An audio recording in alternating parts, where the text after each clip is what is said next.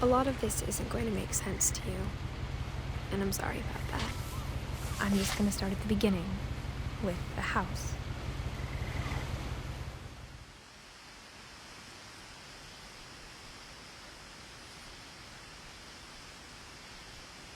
Someone had put up a chain link fence, but it looked like I wasn't the first person to hop it.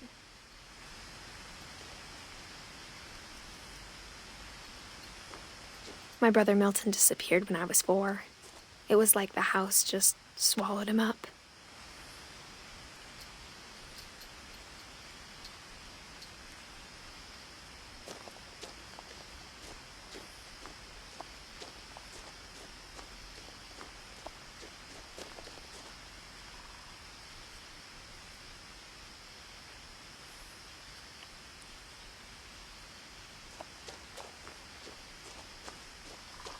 I lived here until I was 11, but I wasn't allowed inside half the rooms.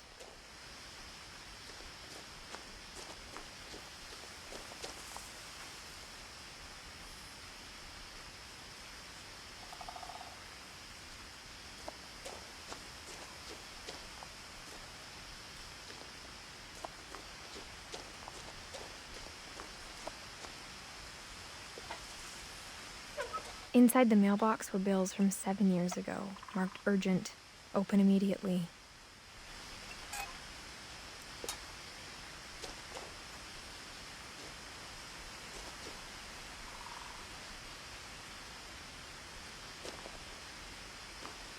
I hadn't been back since my brother Lewis's funeral.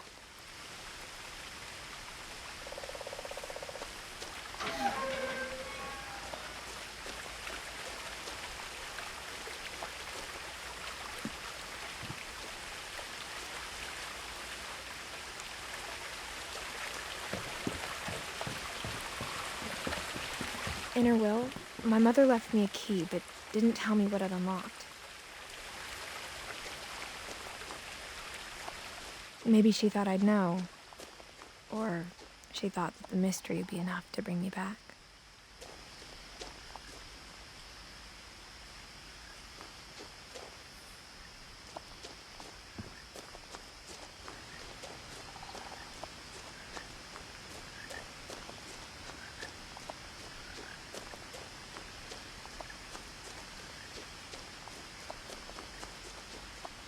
No one had driven this way in a long time, but I saw a few hoof prints.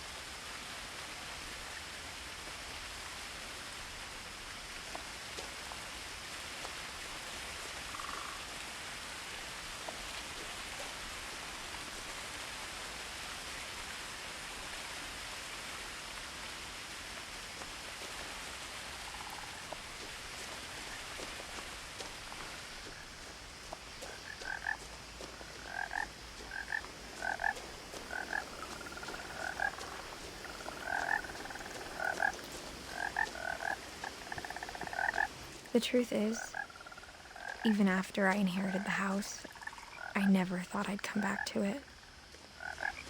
But now I had questions about my family that only the house knew the answers to.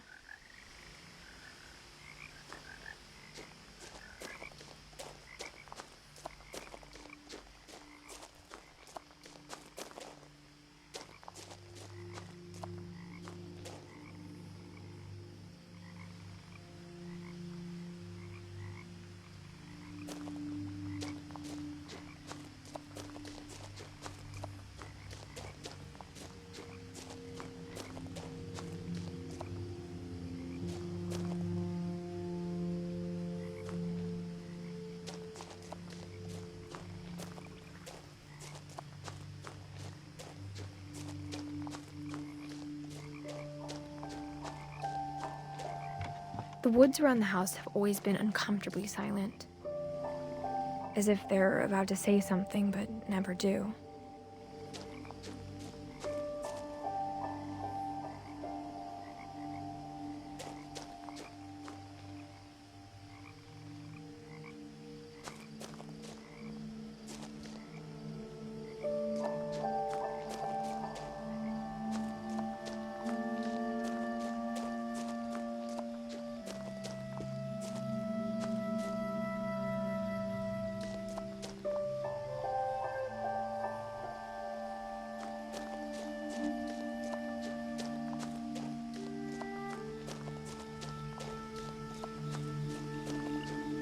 The house was exactly like I remembered it, the way I'd been dreaming about it.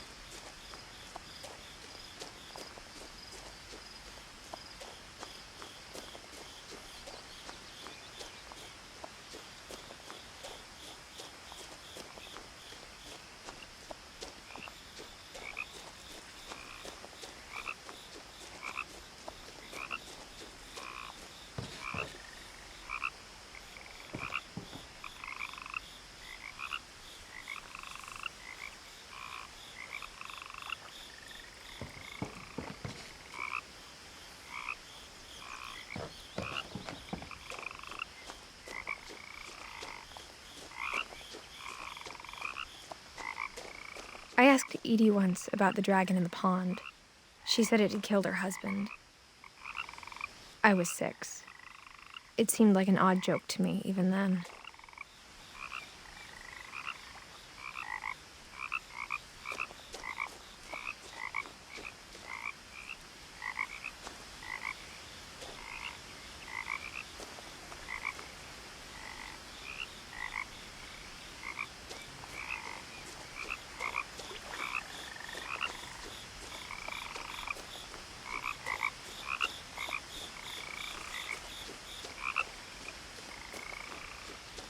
As a child, the house made me uncomfortable in a way I couldn't put into words.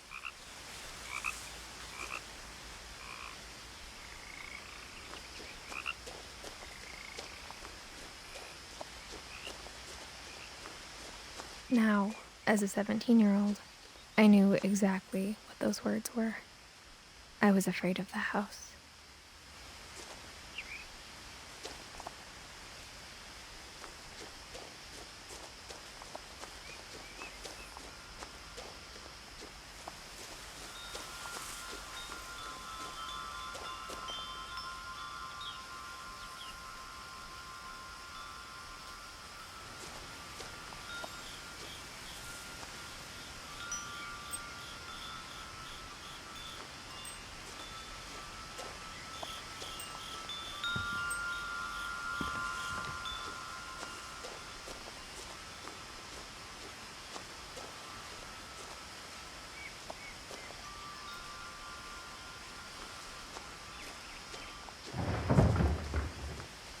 I heard something moving around in the garage.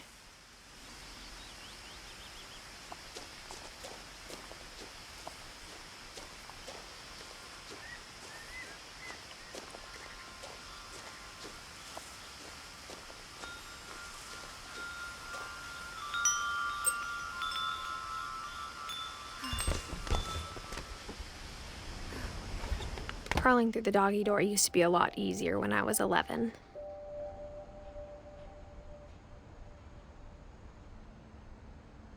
The power had been turned off the night we left.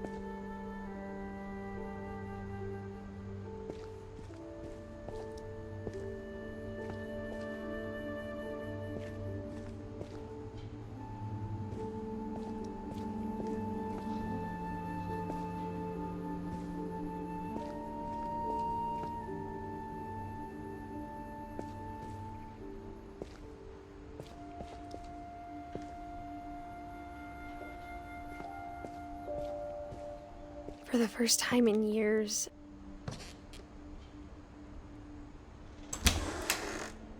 I felt like I was home.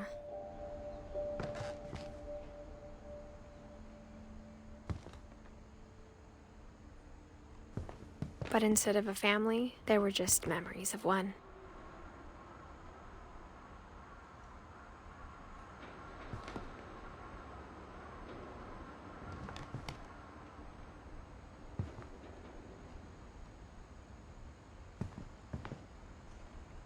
Like how only one restaurant would deliver to our house, so we had Chinese a lot.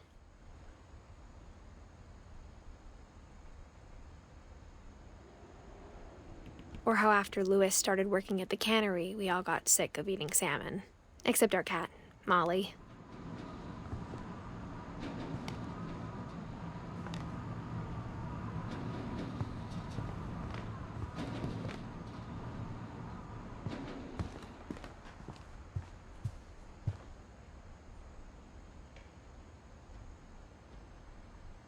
The table was still a wreck from the night we left.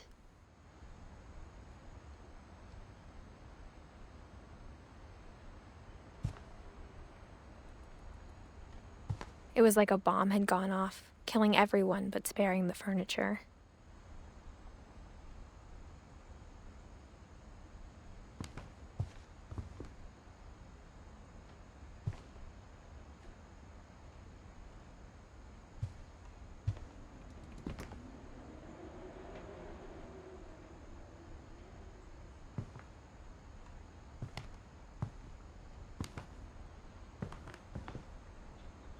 My mom was the only one of us who could imagine Great-Grandma Edie living in a nursing home.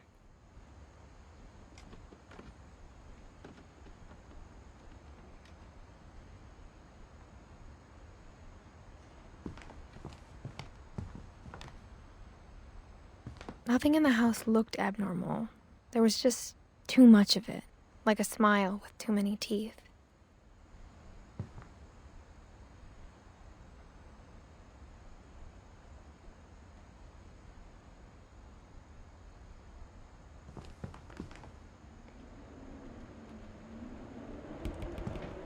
Even the fireplace had a story. Edie told me the bricks came from the original house, after it sank.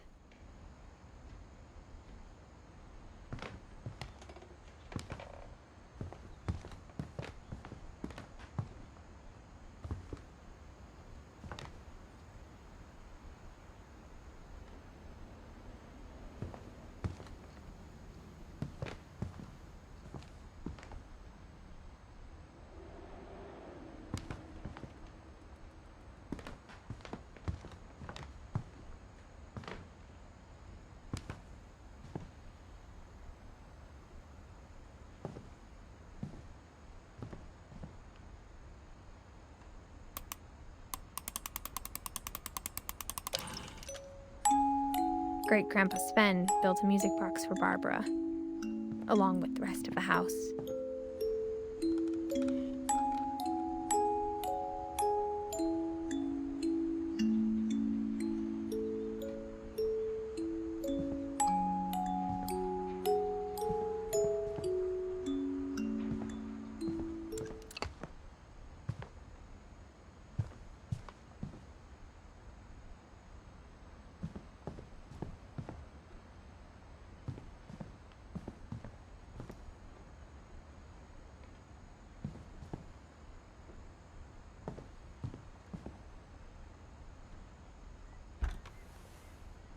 Edie told me once that every Finch who ever lived is buried somewhere in the library.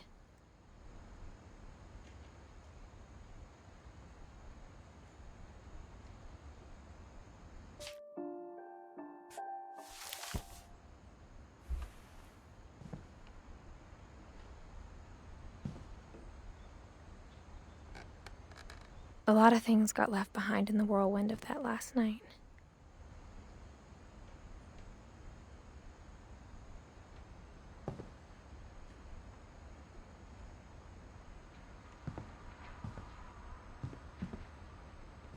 My mom wasn't much of an optimist, but she never stopped believing that my brother Milton was alive.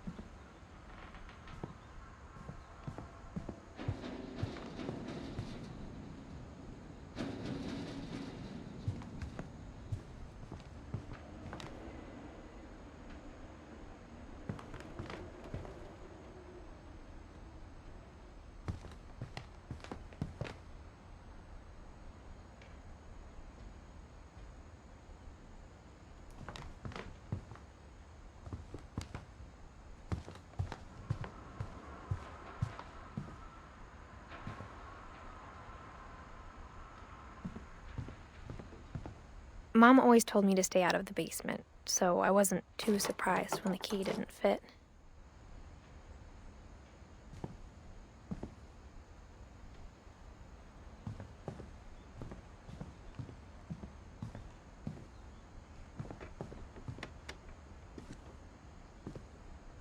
After Milton disappeared, Mom sealed up all the bedrooms.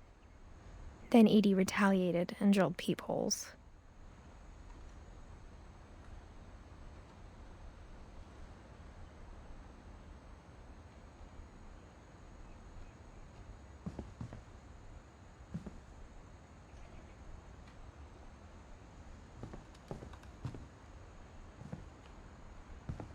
I spent a lot of time playing in Great Uncle Walter's room.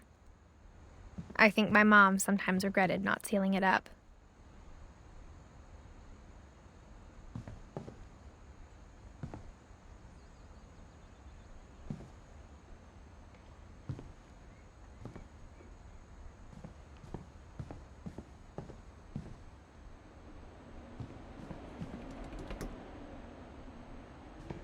Lewis told me there were secret passages, but I never believed him.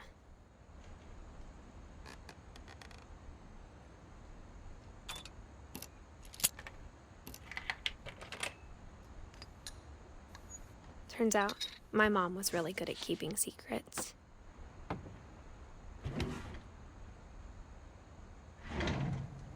Now it was time to find out what my mom had been afraid of.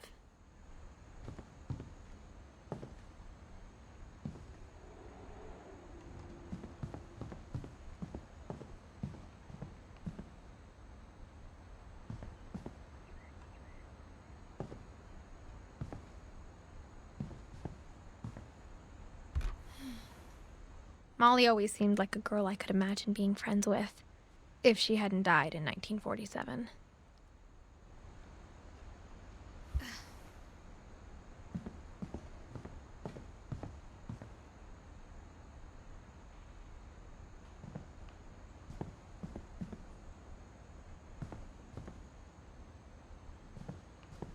Whenever people ask me about my family, the first thing they always want to know about is Barbara.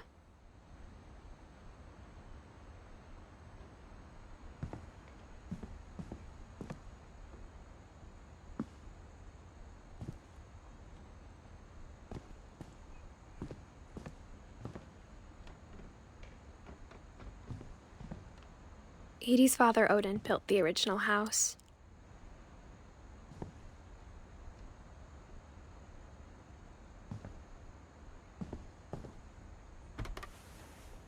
Barbara was a child star for 2 years. until America grew out of it.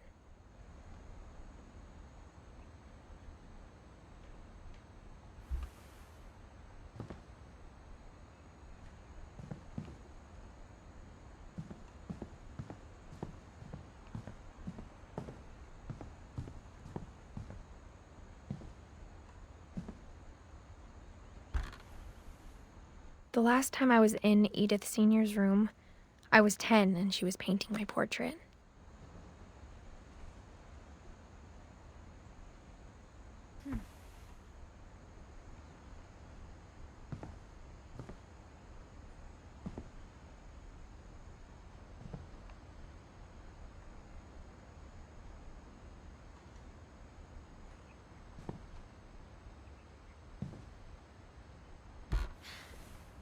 My Grandpa Sam spent 7 years sharing a room with his dead brother, Calvin.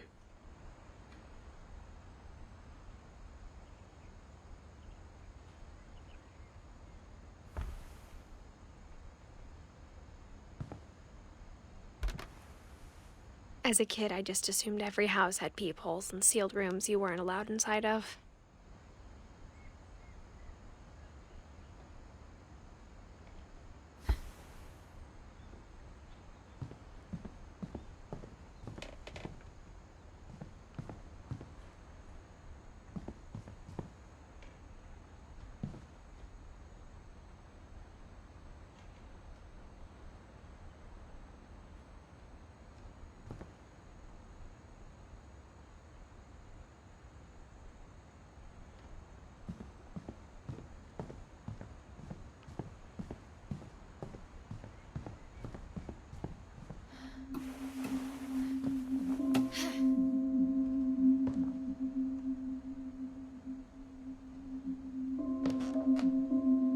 From the paintings on the wall, it was clear my brother Milton had been here before me.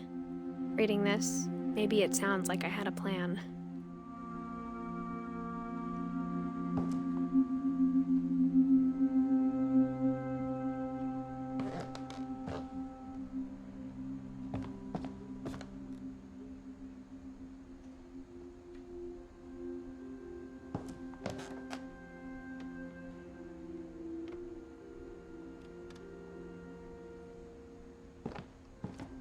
But I had no idea what was behind that door.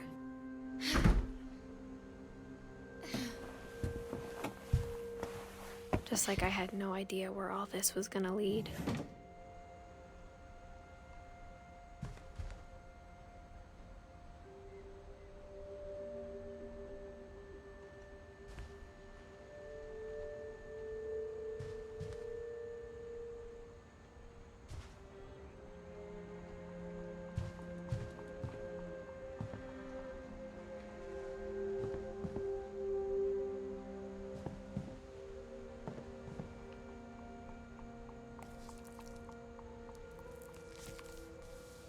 December 13th, 1947. Dear Diary, I'll be gone soon, but I wanted to tell somebody about what's gonna happen. It started when Mom sent me to bed without dinner. I woke up and I was starving, so I looked around for something to eat.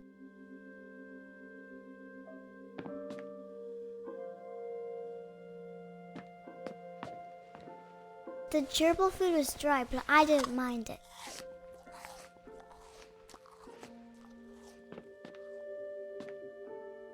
My Halloween candy was all gone.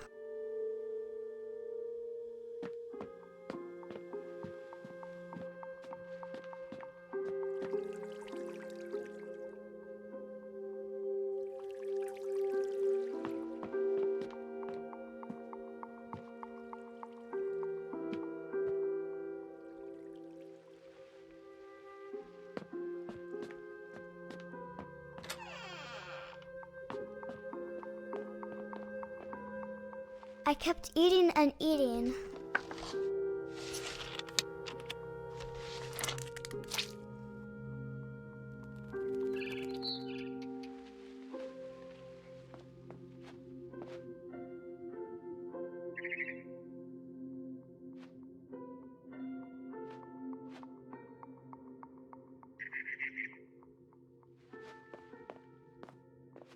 Then I heard chirping outside my window.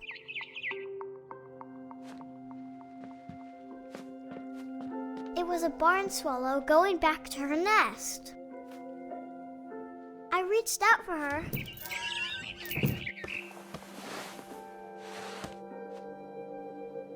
And suddenly, I was a cat.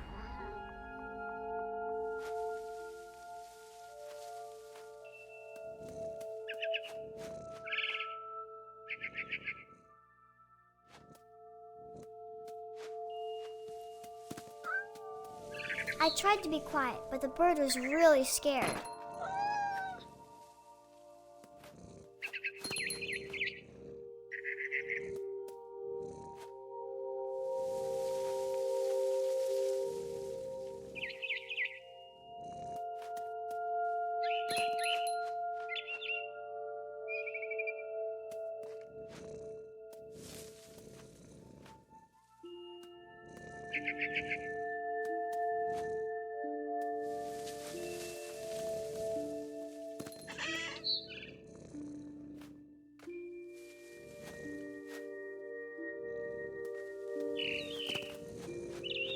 Mom and Dad didn't even look at me.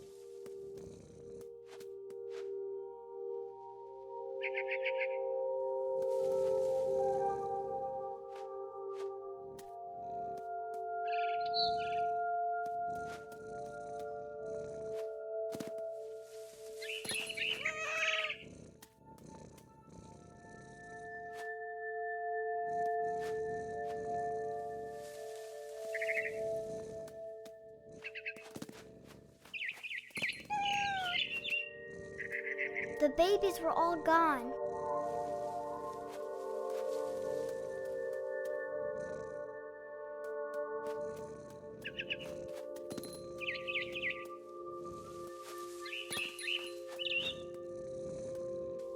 I jumped and I almost got her.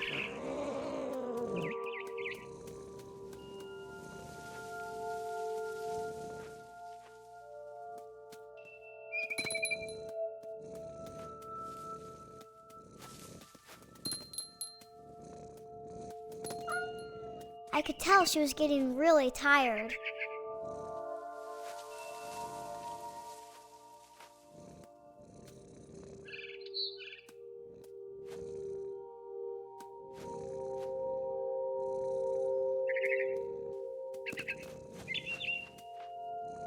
Now I was up in the big tree. I promised Dad I wouldn't climb it anymore. All I cared about was eating that mama bird.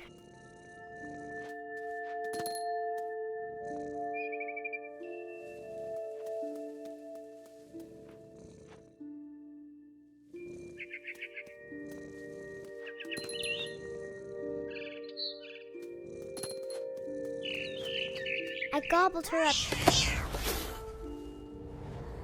And suddenly, I was an owl. First, all I heard was the wind. Then I heard little teeth nibbling in the grass.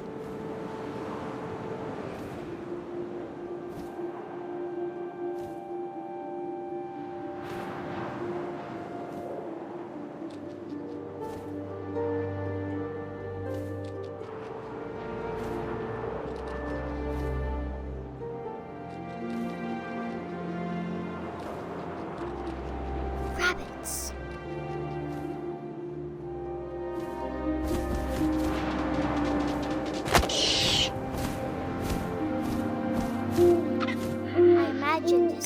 looking up and seeing mine through my talons. I swallowed him up, and I didn't chew one bit. Then I flew off to find something bigger.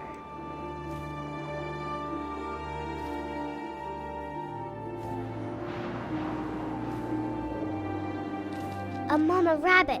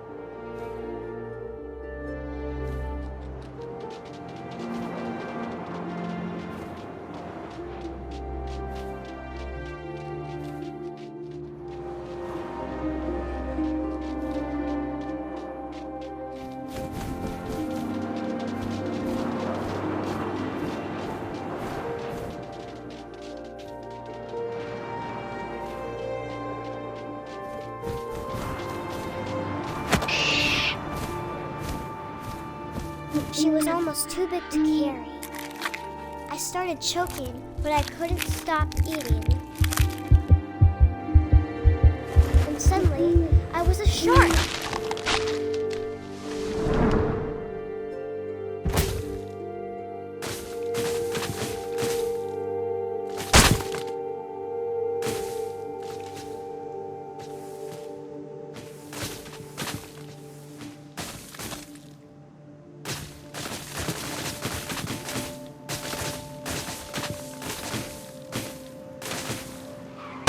I rolled off a cliff and into the ocean. Now, I was hungrier than ever.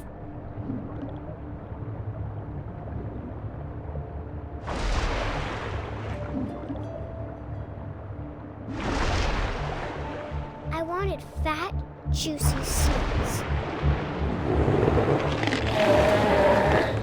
I tore off her flipper, and it tasted really good.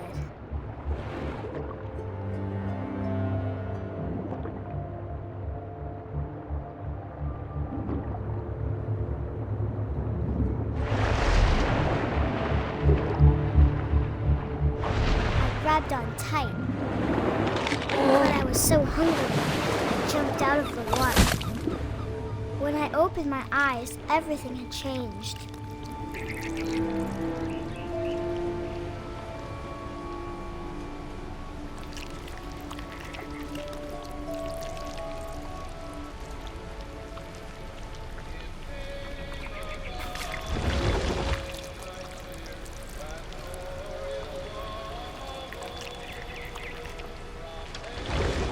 Now I was a monster, and I smelled people everywhere.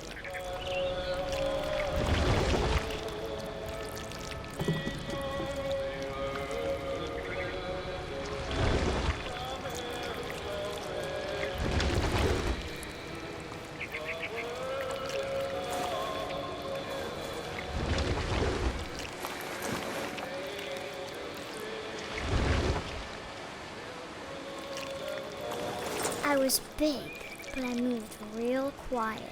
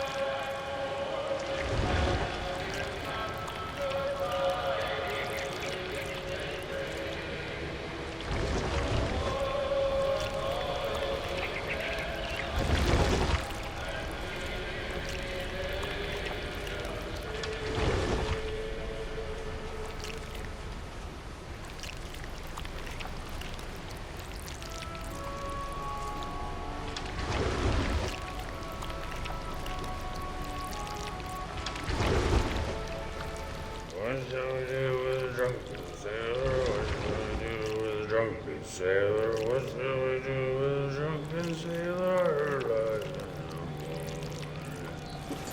His belly with a rusty razor, his belly with a rusty razor, his belly with a rusty razor.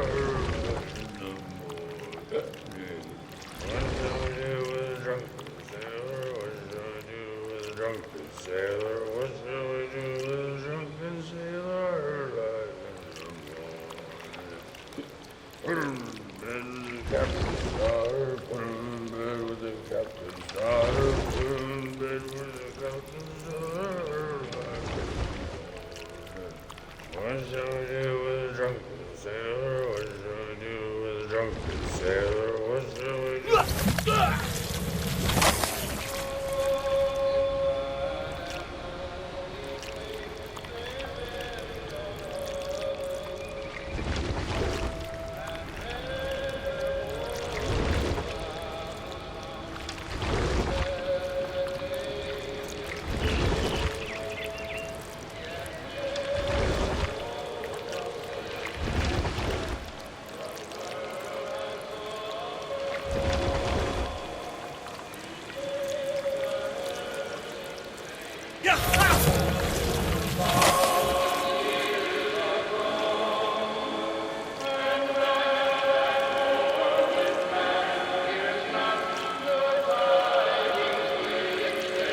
I wanted to stop, but also I didn't.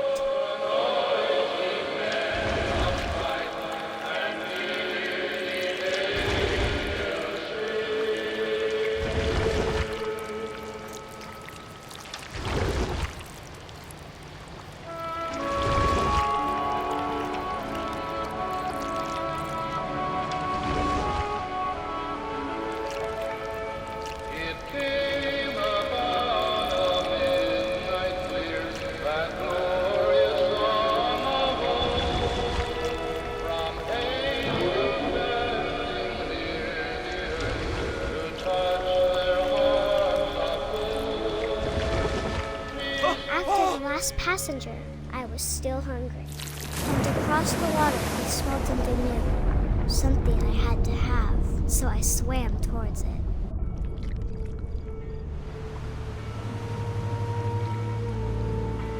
I slithered onto the sand, and the good smell went into an old pipe.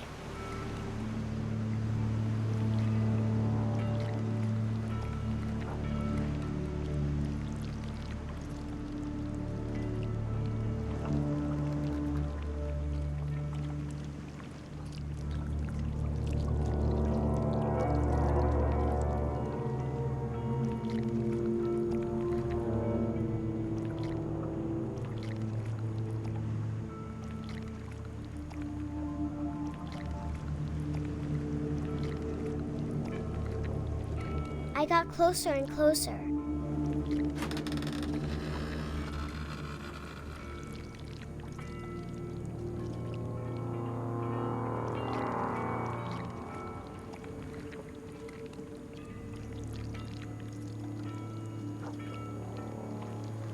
All my stomach started growling.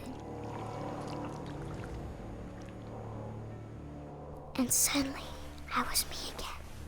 I held my breath for a long time, but I couldn't hear anything. I think it's waiting for me to fall asleep. But it's not going to wait much longer. It needs to feed, and we both know I will be delicious.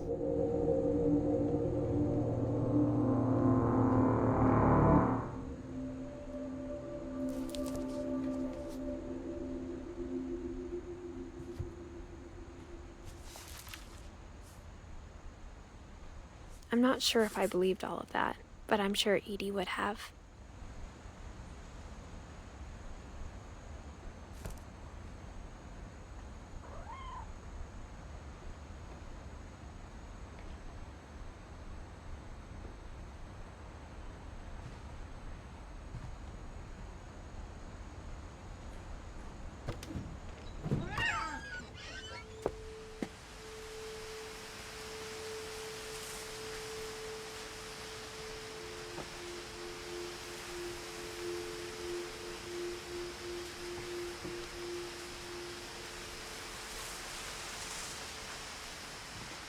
This will be obvious later, but my mom never told me any of these stories. Edie would have, but Mom didn't like bringing up the past. Though, when we adopted a stray kitten, she was the one who named it Molly.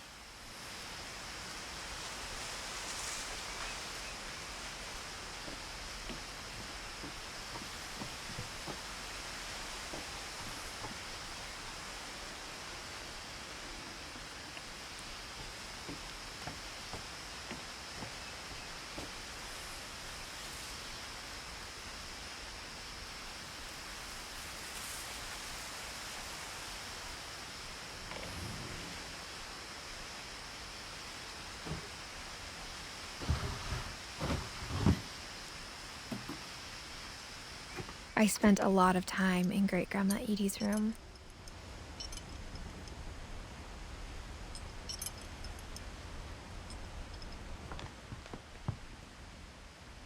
We got along, and it was a good place to hide from my mom.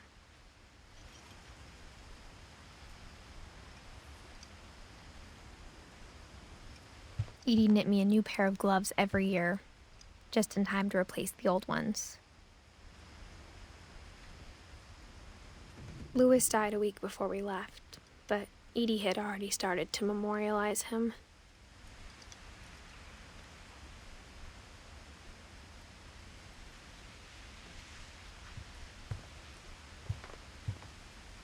Edie gave a big interview about a mole man living under the Finch house.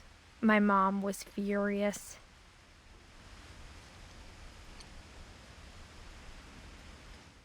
I hadn't thought of myself as Edith Jr. for a long, long time.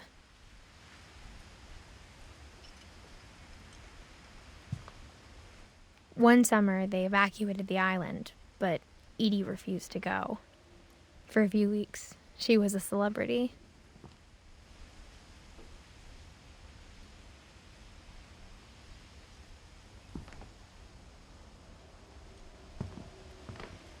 When Edie told people Sven was killed by a dragon, she could also have said he was building a dragon-shaped slide that collapsed. She could have, but she didn't.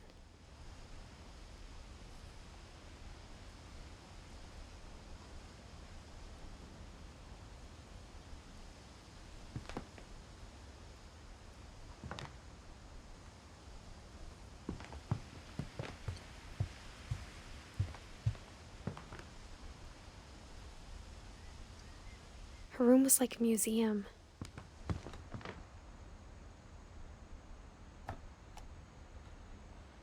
For 500 years, the Finches have been famous throughout Norway for their fortune and misfortune. Odin Finch buries the latest victims of the family curse, his wife Ingeborg and their newborn son, Johan. On January 7th, 1937, he set sail with his family and his house, hoping to leave the curse behind. But 40-foot waves off the coast of Washington send the house and Odin to the bottom of the sea. Odin's daughter Edie, with husband Sven and baby Molly, step ashore on their new home, Orcas Island. Odin Finch is the first to be buried in the new family cemetery. His daughter Edie is already dreaming of a new Finch house.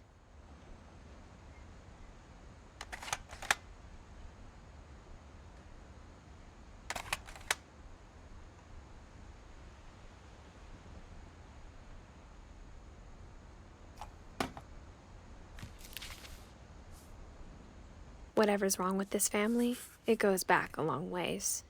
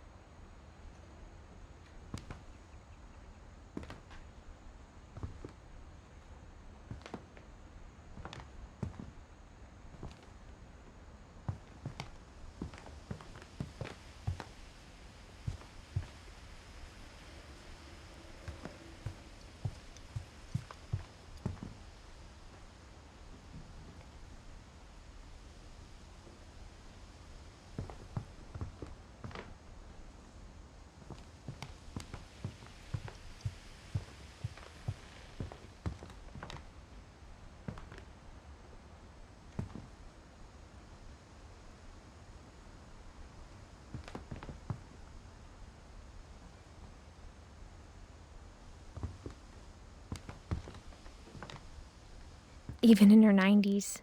Sometimes Edie seemed a lot younger than my mother.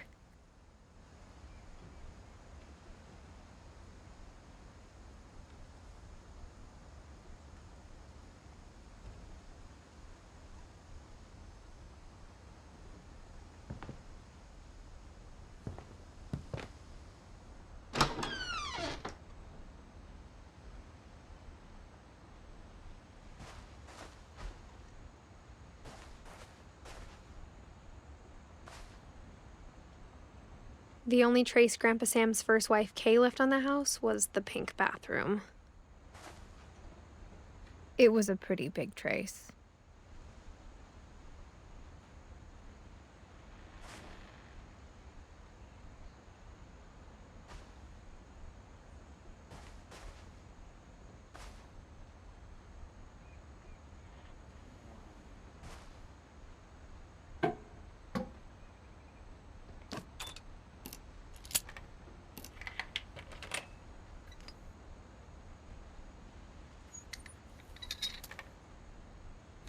There's a secret in this bathroom. It's in the last place you would look. It isn't in the cupboard. It's hidden in this book.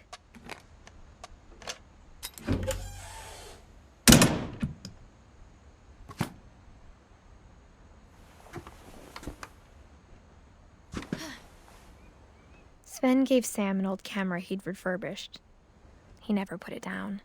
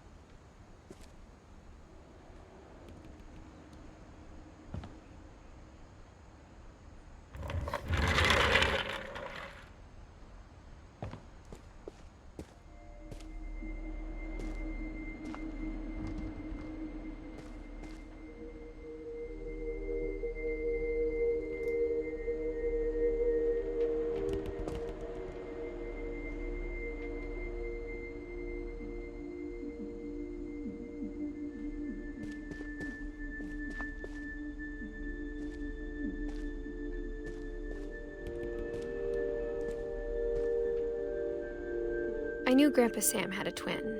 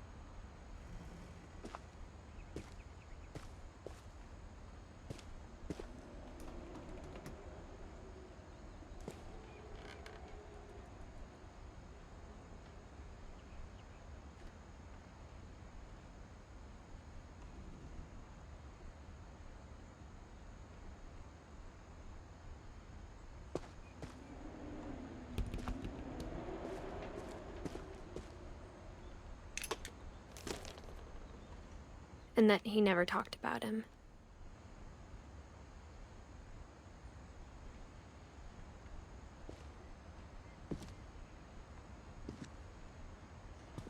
I guess my grandpa didn't like history any more than my mom did.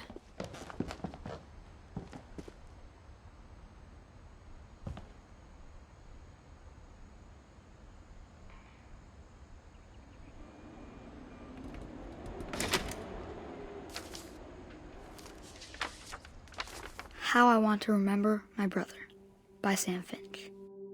The thing I remember is that when he made up his mind, that was it. My brother said he'd die before he ate another mushroom, and he did. At Barbara's funeral, we swore we'd never be afraid again, and he wasn't. I think Calvin always wanted to fly. Sam! Calvin! Dinner's ready! Coming! But that day, he finally made up his mind to do it.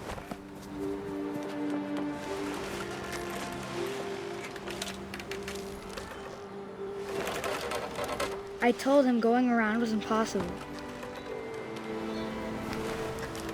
Maybe if I hadn't said that.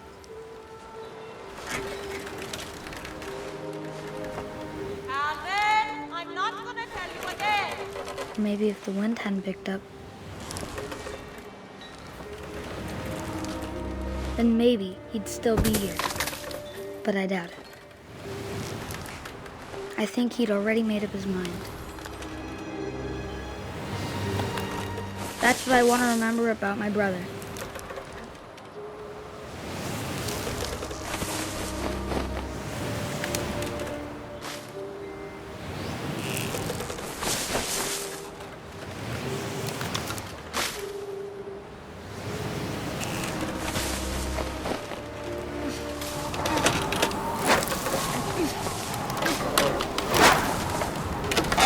The day he made up his mind to fly, and he did.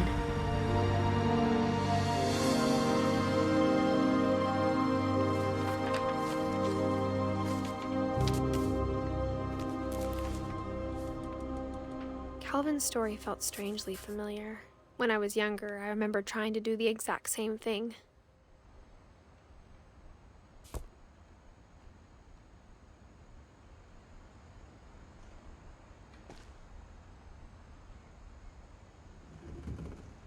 After the funeral, Edie roped off Calvin's half of the room.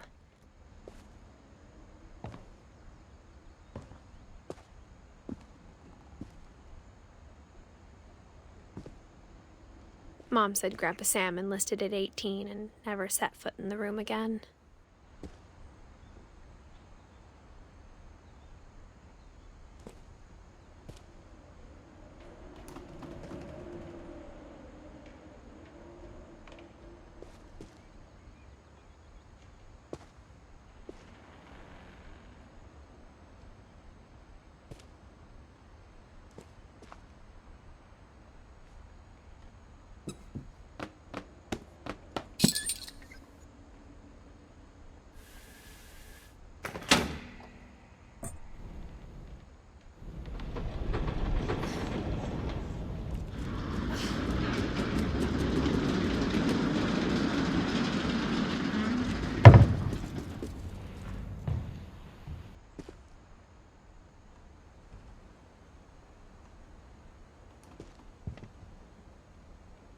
The passages were a pretty tight fit.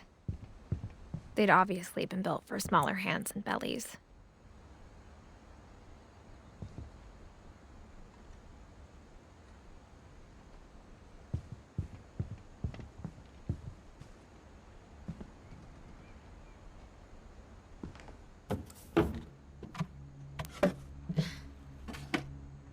Growing up, I always thought of Barbara as a child star.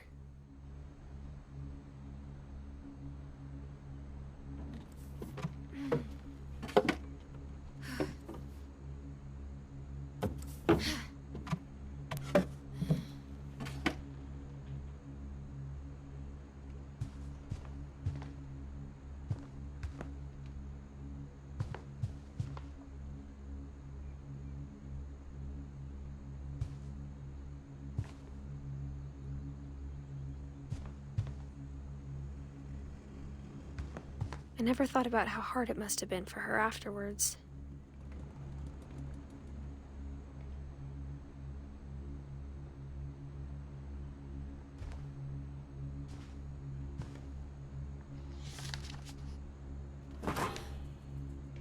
Of all the stories people wrote about Barbara's death, I'm surprised Edie saved this one.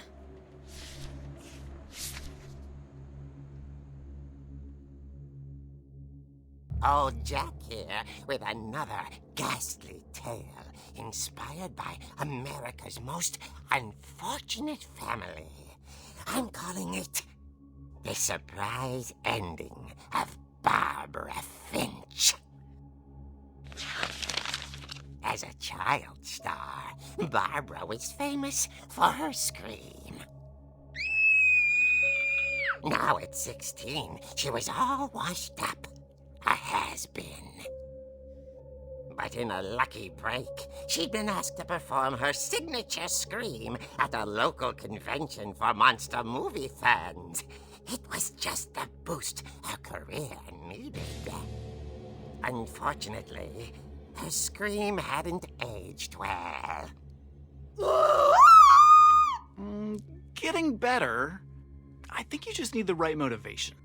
Her biggest fan and current boyfriend, Rick, was about to demonstrate when... Now that was a great scream. It was Barbara's father, Sven.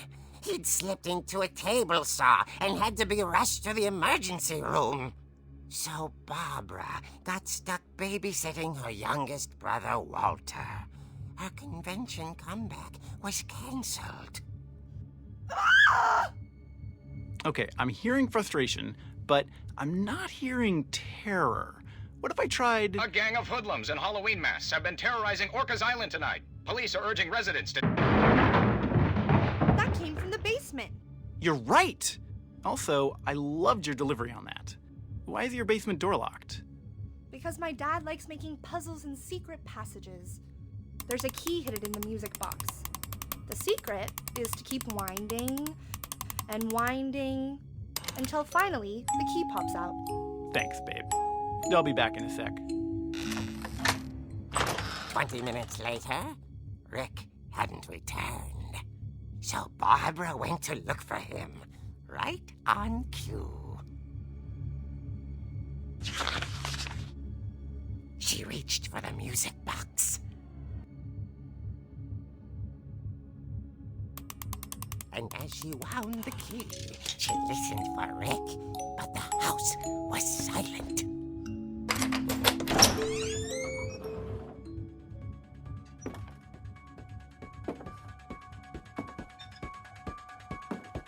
She found Rick's crutch and imagined the worst.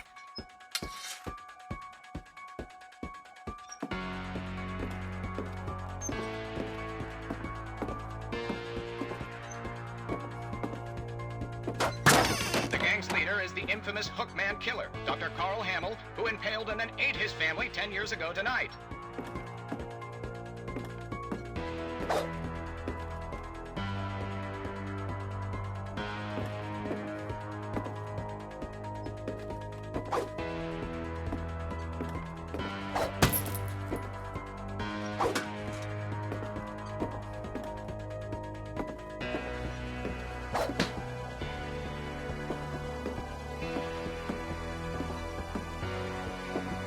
The old fridge rattled and grew still.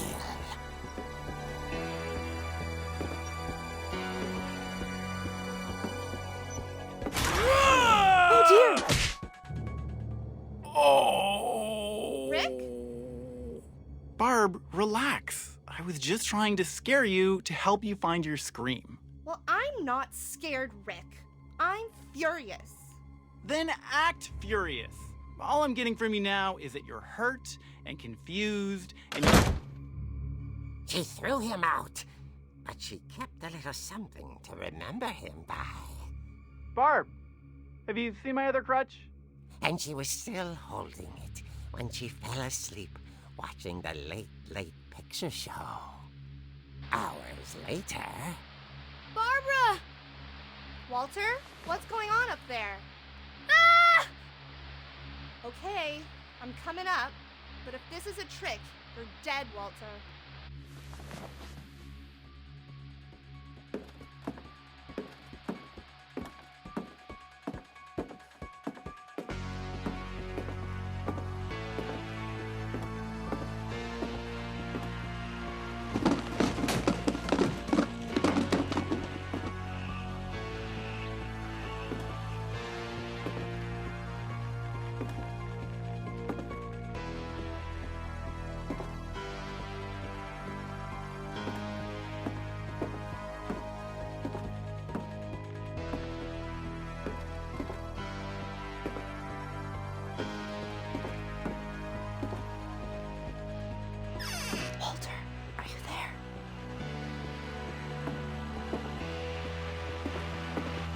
Walter had vanished, but his bedside radio was still on. Orcas Island police describe the man as 6 feet tall, with a steel hook for a hand. Residents are urged to lock all doors and windows and notify the police of any suspicious activity. Barbara turned, saw the hook man, and was speechless. He was quite smashing.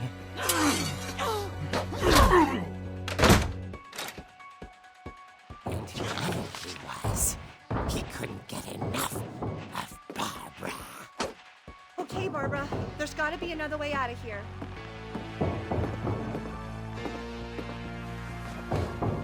That night, she played her part beautifully.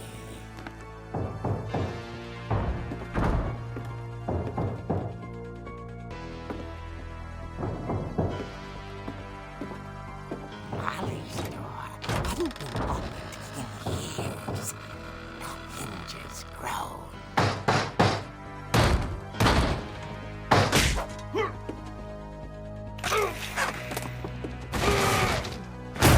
He wasn't moving, but she sensed the story might not be over yet.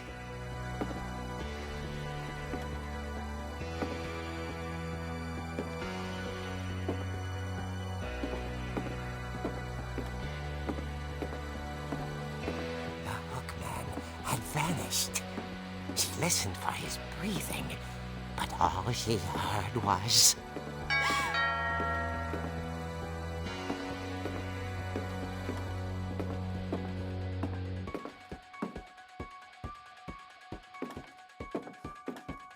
Someone at the door was dying to speak to young Barbara. At the door, she heard whispering. It was coming from inside the house.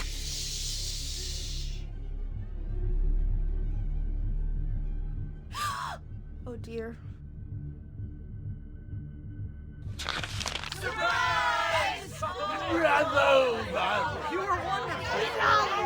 The monsters had come to surprise her.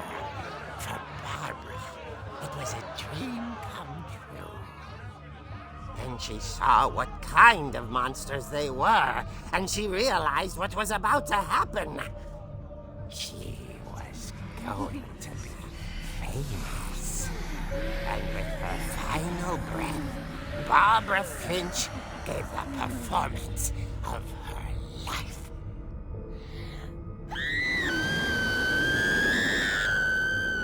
I wasn't there myself, but I hear Barbara was magnificent. Poor girl. She had a taste for stardom. But unfortunately, so did her fans. Of course, the police blamed it all on poor Rick, who disappeared the same night. And little Walter? Hiding under his bed the whole time. He took it all pretty hard, but that's another story. As for Barbara, tucked inside the music box is all they ever found of her. Her ear. Now that's what I call a real eerie tale.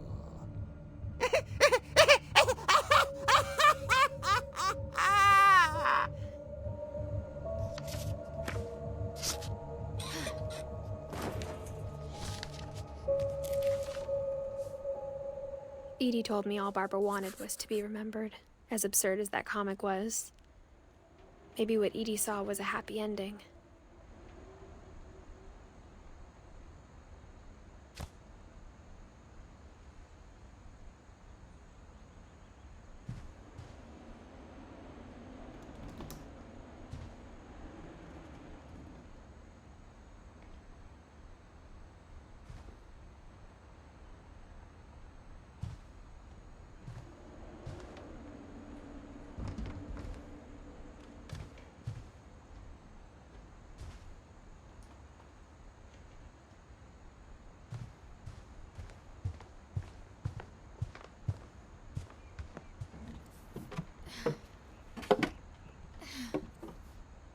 I guess now I know why Mom didn't like me playing with the music box.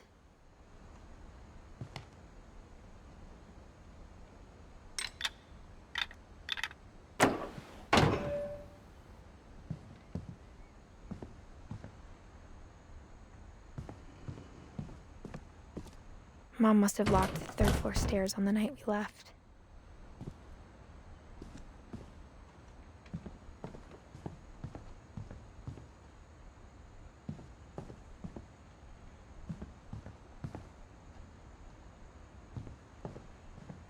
It's funny. All those times I played with the music box and never found the basement key.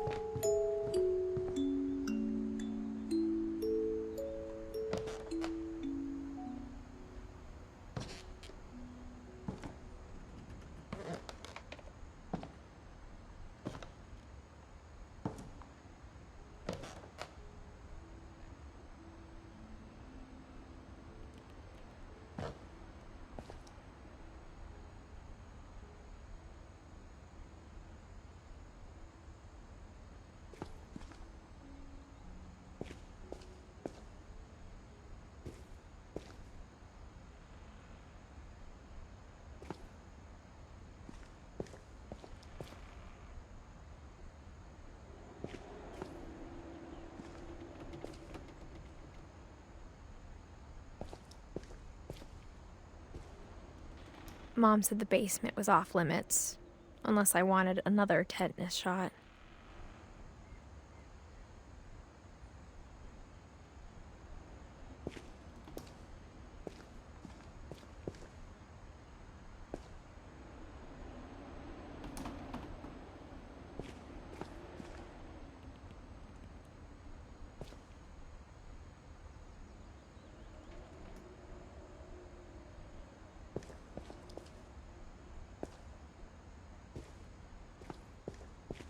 I saw Edie sneak down to the basement once, carrying packages.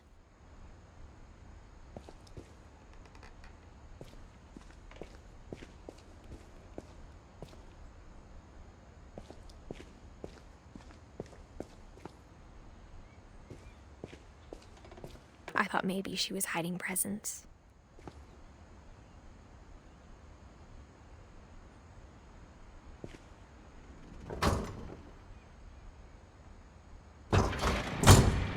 It turned out she was hiding a lot more than that.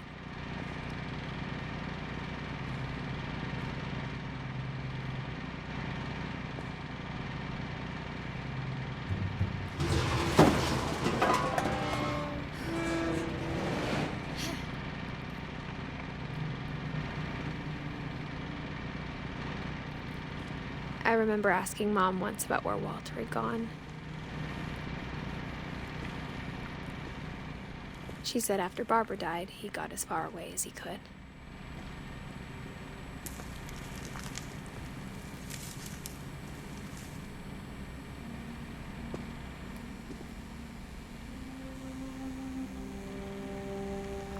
If there's a pattern in all these stories,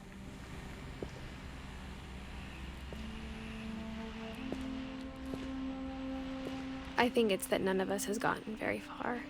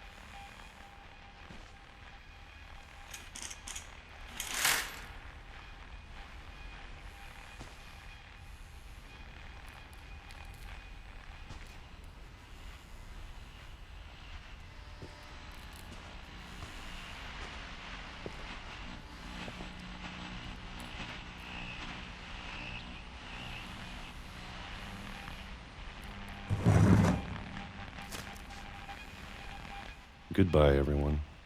I can't believe I've been down here for 30 years. On that first day, after the shaking started, I didn't think I'd survive a week.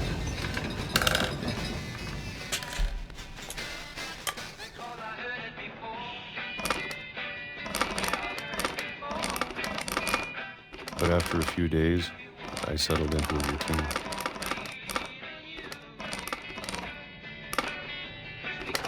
That's what kept me sane. Having a schedule, living for today. I always expected to be dead tomorrow. But if you wait long enough, you get used to anything.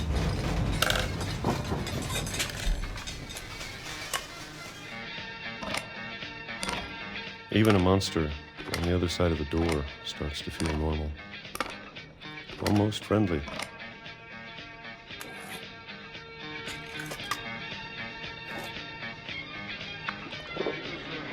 And then one day, everything just stopped. Whatever that thing was, it was gone. Maybe it got tired of waiting. Or maybe I just got tired of being afraid.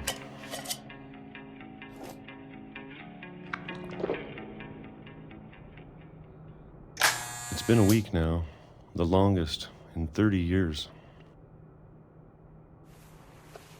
I'm done waiting.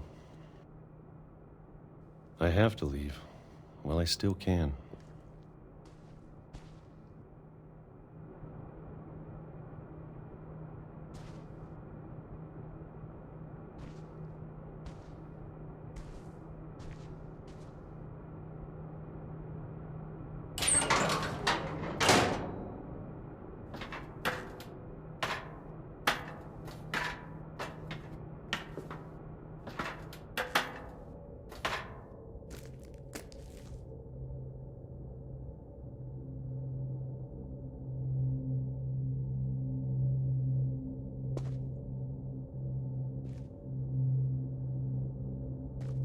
I know it's out there, somewhere.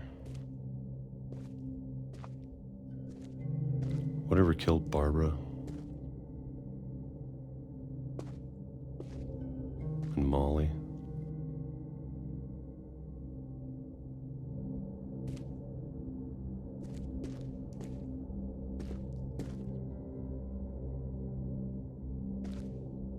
And Calvin.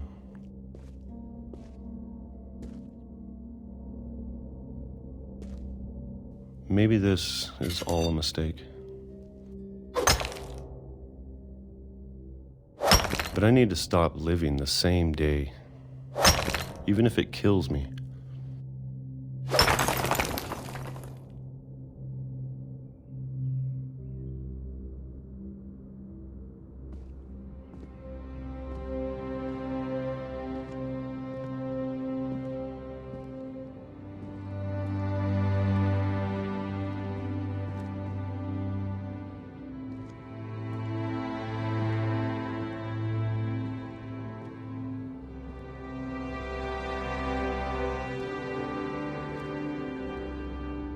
Whatever's out there, I want you to know I'm ready for it.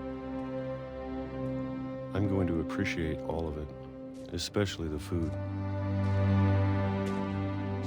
I don't mind if I only have a year left,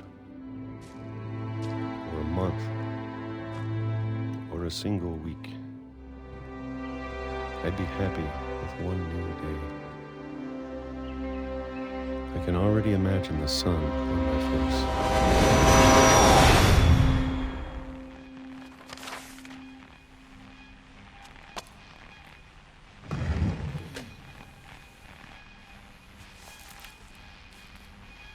Walter died when I was 6. I can't believe my mom never told me he was down here.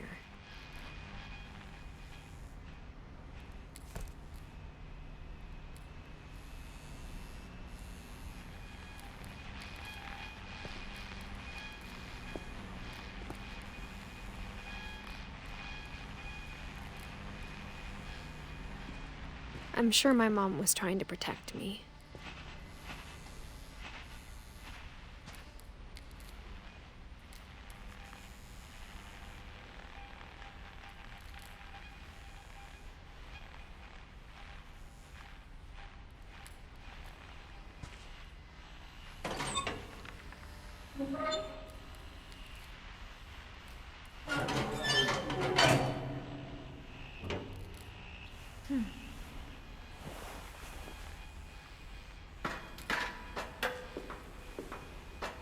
Maybe she was afraid I'd end up like Walter.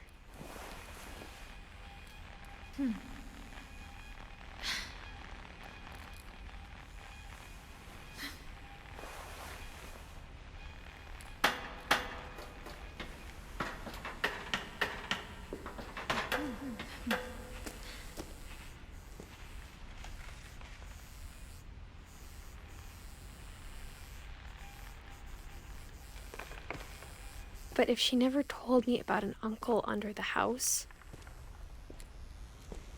I can only imagine what else she was hiding.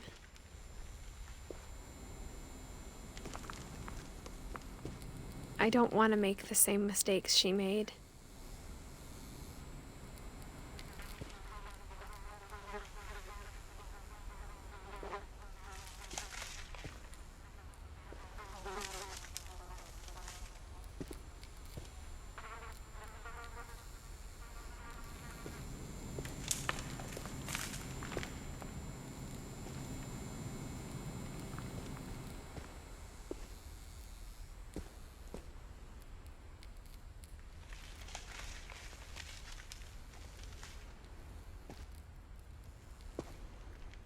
Trying to bury something that's still alive.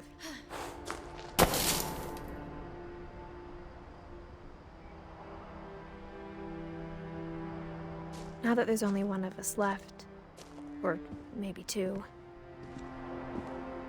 I thought it was time I heard the stories for myself and found out what happened to everyone else. But now I'm worried the stories themselves might be the problem. Maybe we believed so much in a family curse, we made it real.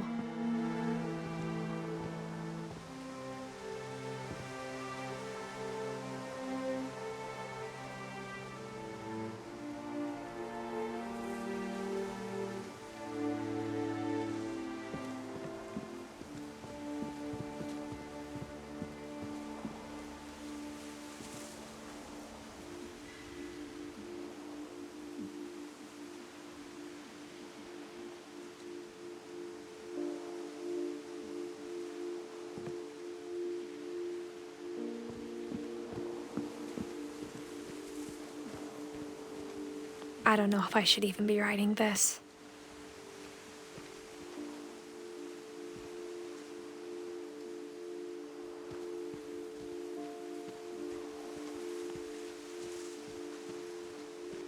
Maybe it'd be better if all this just died with me.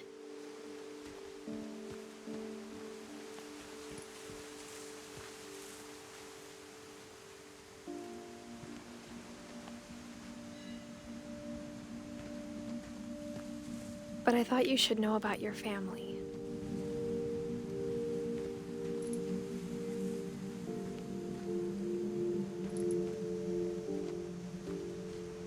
And the history you're a part of.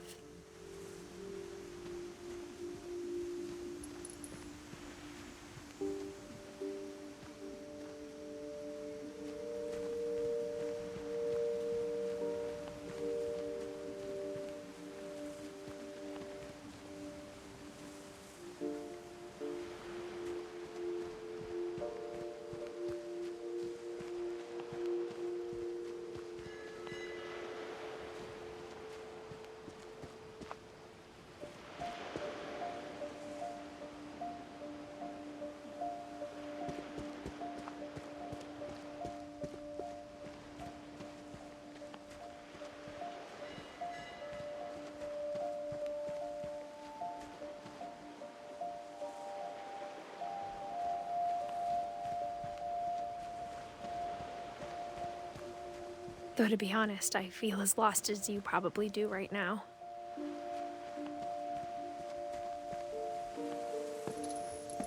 I think the people in these stories believed them, for what that's worth.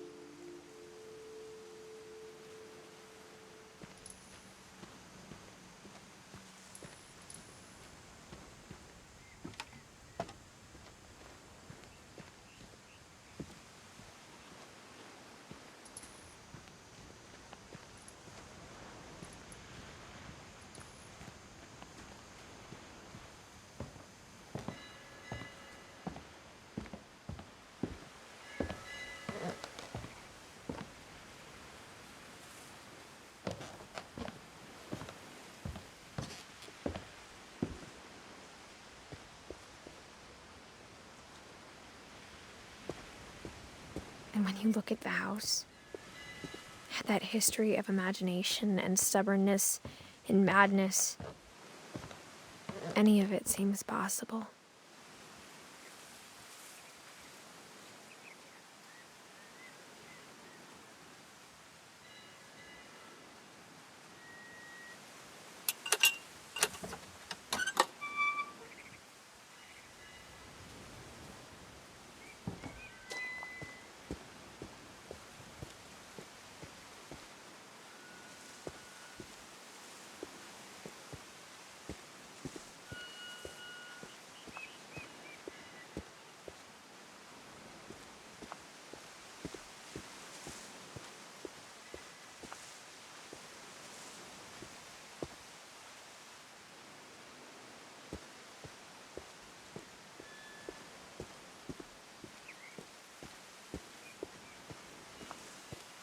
I think we've been surrounded by death for so long, we've just gotten used to it.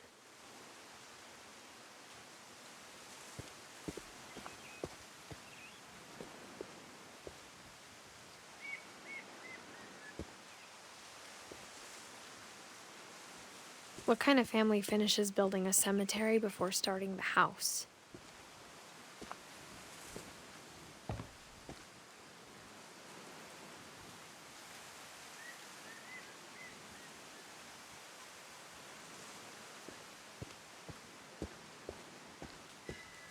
It's embarrassing for me to admit this, but the pet cemetery made me more uncomfortable than the human one.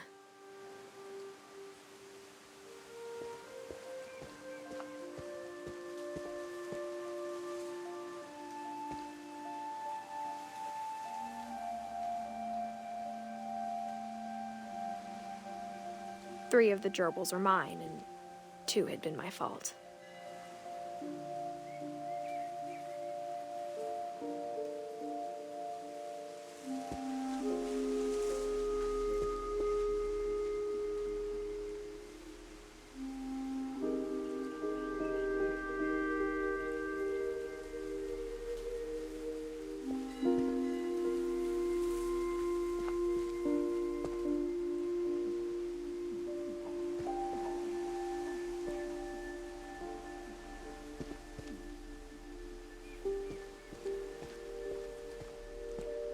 Sven built the house, but it was Edie who designed the cemetery.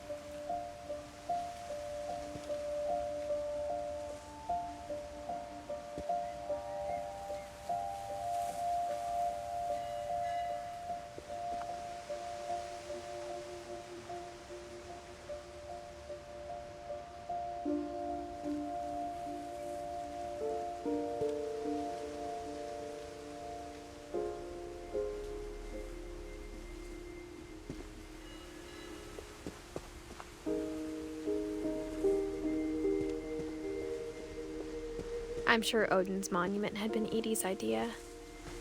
My mom was always trying to move on, but for Edie, the past never went away.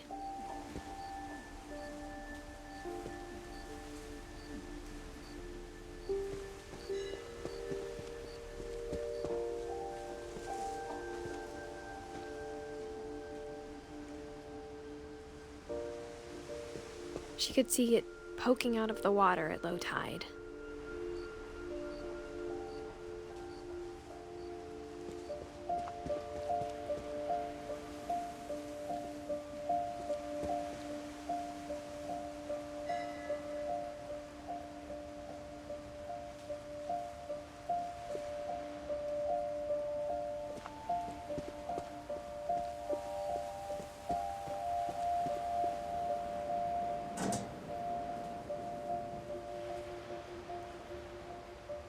Edie said she dreamed about the old house every night.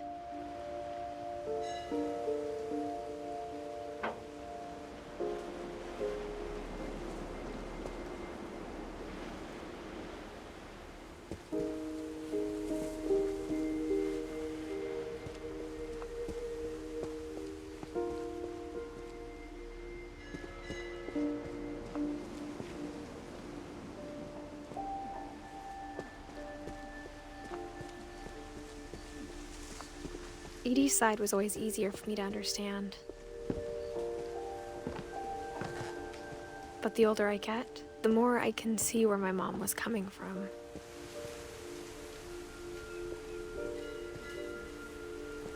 Her dad had been pretty strict, but it wasn't enough to save her brothers. She was just trying to do better.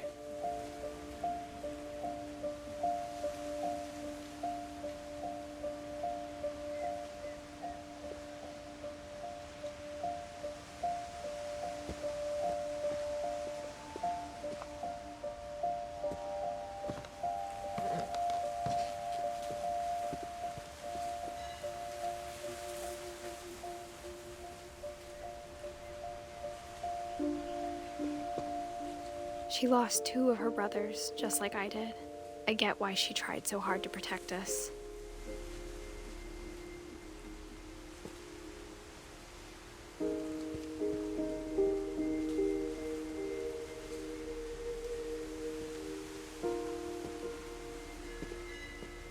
We never found Milton's body, so my mom insisted we were putting up a monument, not a tombstone.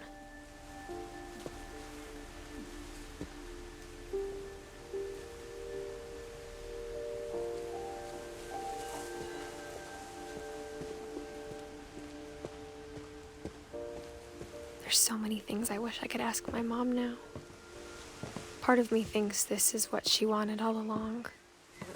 For me to come back someday and find everything out for myself.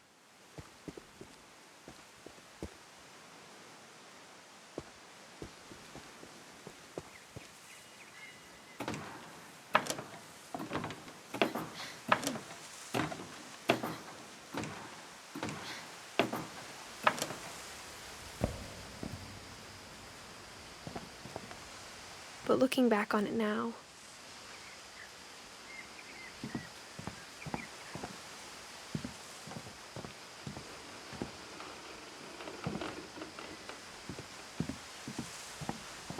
if she told me there was going to be so much climbing,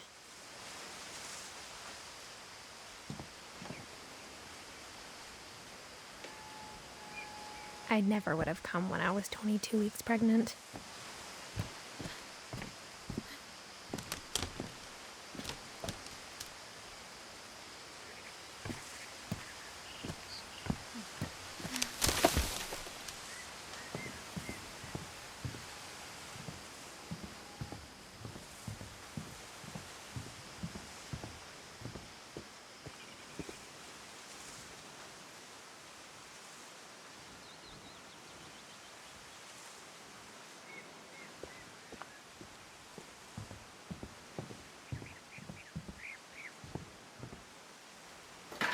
I never met Grandpa Sam, but I think he and my mom had a lot in common.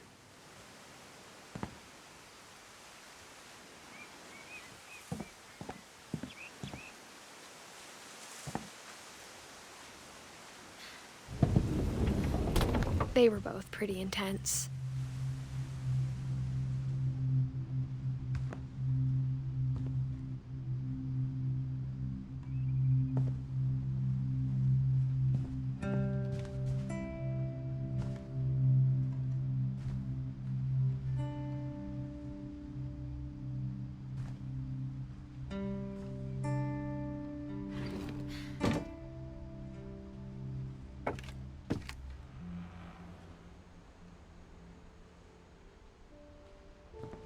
Sam spent his life shooting photos, but Mom said he got nervous being in front of the camera. I guess we're all afraid of something.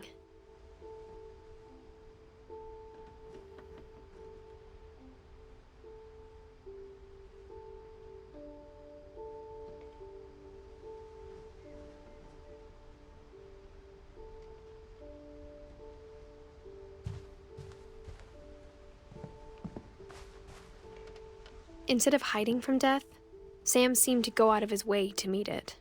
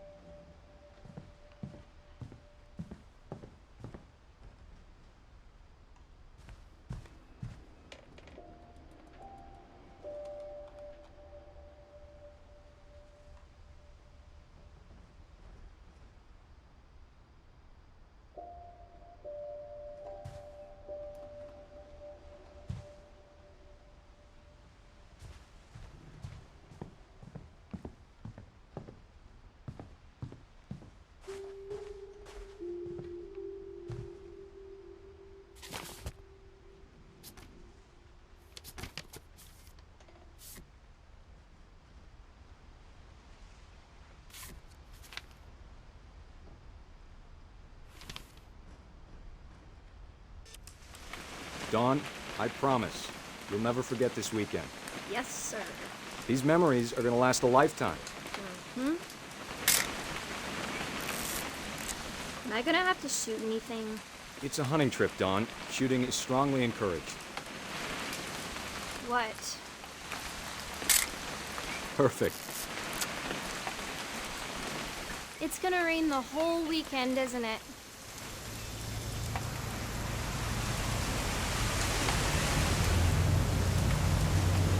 Please just take the damn picture. Hey, language. Did you want to get a picture of me or what? I will never forget this weekend, Dad. That's the spirit. Okay, got it.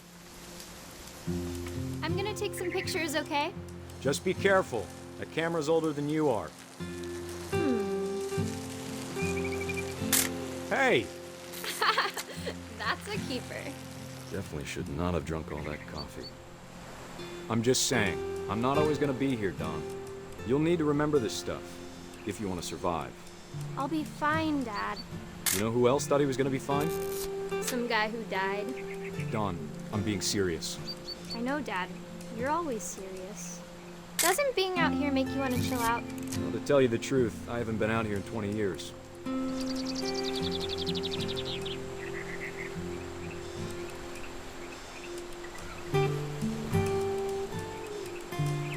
Last time I was with my brother Calvin. Man, that was a great trip.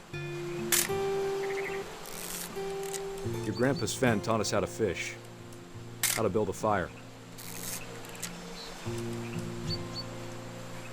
We found an old logging trail. There were deer everywhere. I bet if I could remember where that trail was, we'd spot a buck for you in no time. Dad! Good eyes, Don.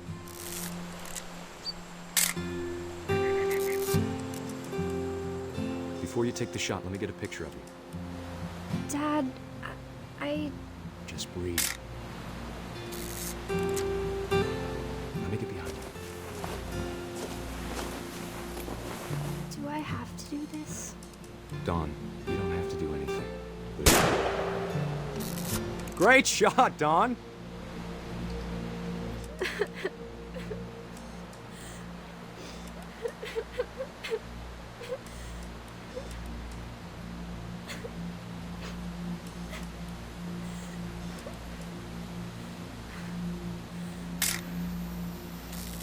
I'm proud of you, Dawn.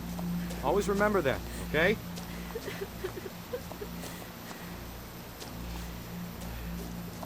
Dad, it's twitching. I think That's it's totally some- normal, Dawn. Just focus on the camera. Try not to think about— Dad!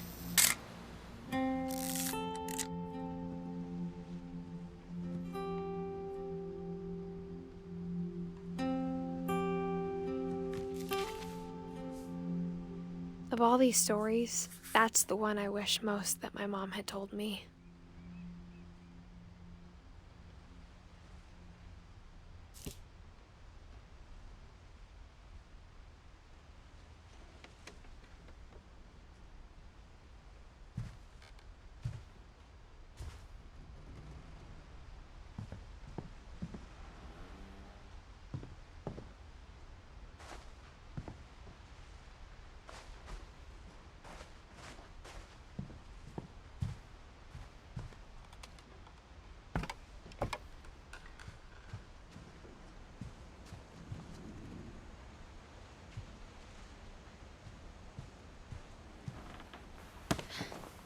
After Sam died, my mom and Edie got really close. They'd both lost a lot.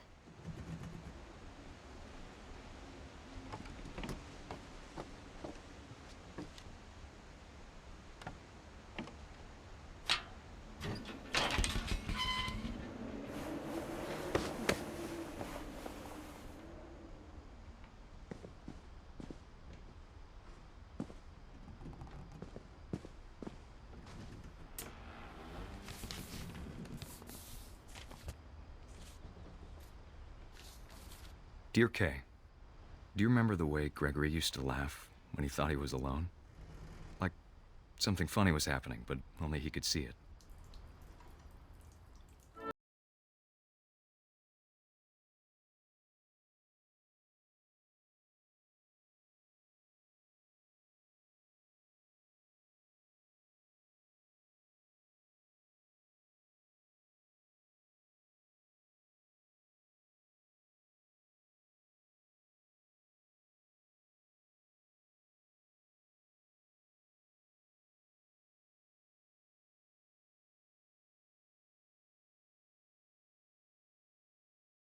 time to... Hold on, sweetie. Hello?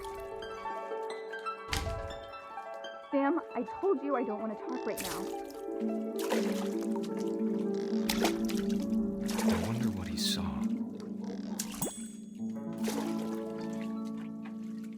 What his world was like.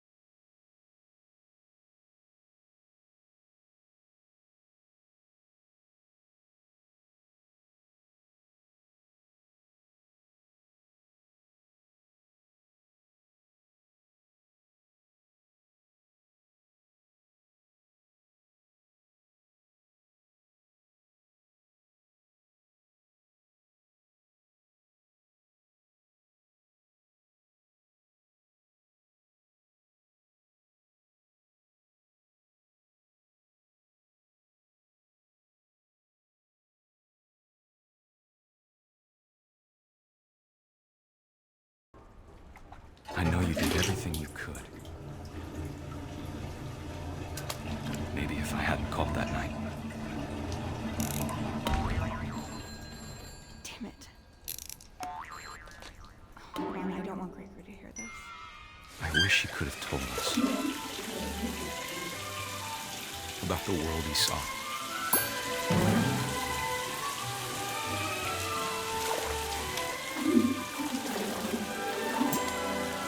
There's so much I don't understand about Gregory, about everything.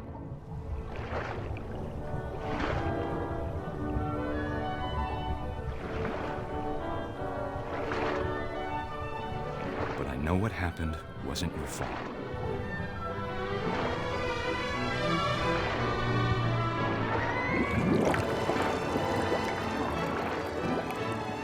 I'm sure he's happy.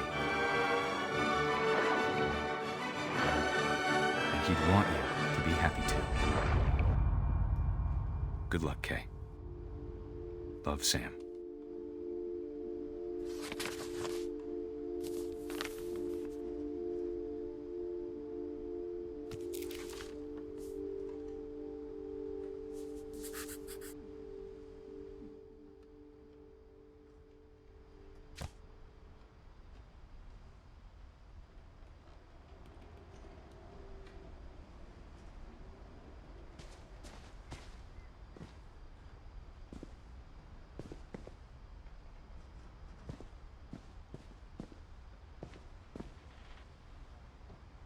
I can't imagine my mom ever writing poetry, and yet...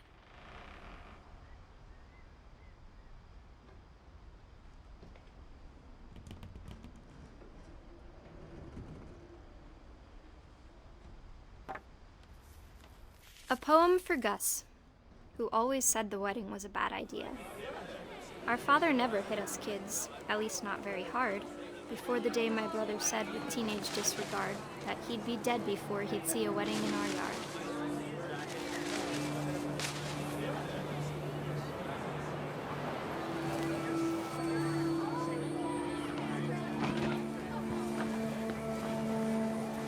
My father made him come, of course, but Gus stood far apart, just flew his kite and bottled up the storm inside his heart.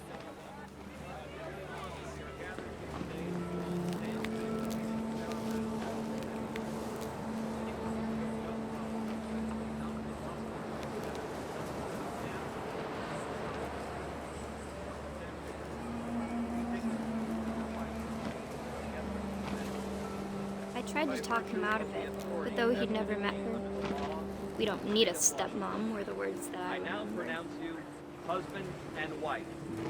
You may kiss the bride.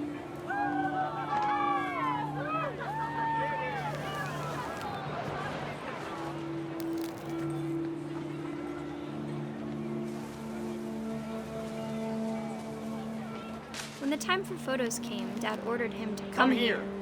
But Gus declined, and as a sign held up his middle finger.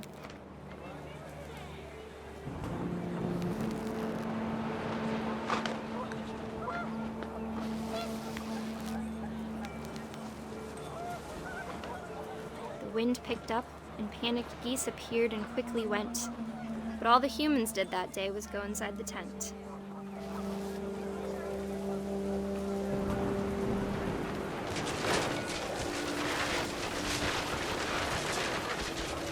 The rain came down in buckets then, but no one seemed afraid that nature might destroy the tent our dad had crudely made.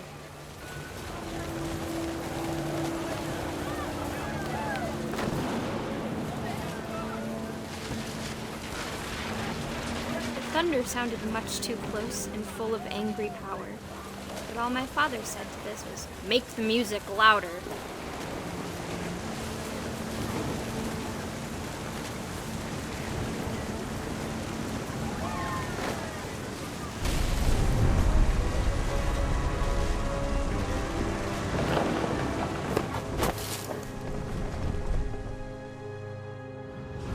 I wish that I could truly say I thought about you on that day. Out there on the beach alone, just you, the wind, the sea, and foam. But I didn't, until we found you.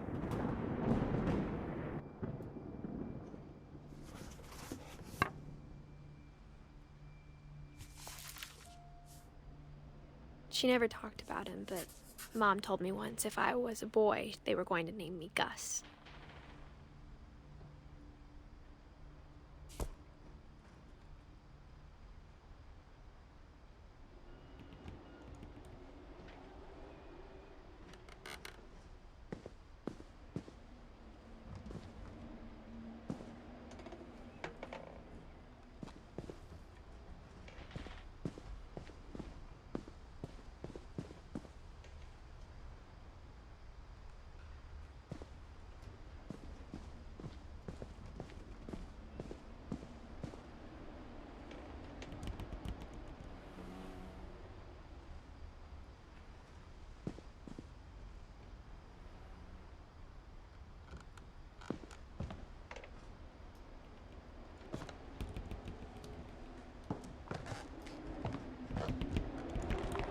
My mom moved up to the loft after her brothers died. At the time, it was as far away as she could get.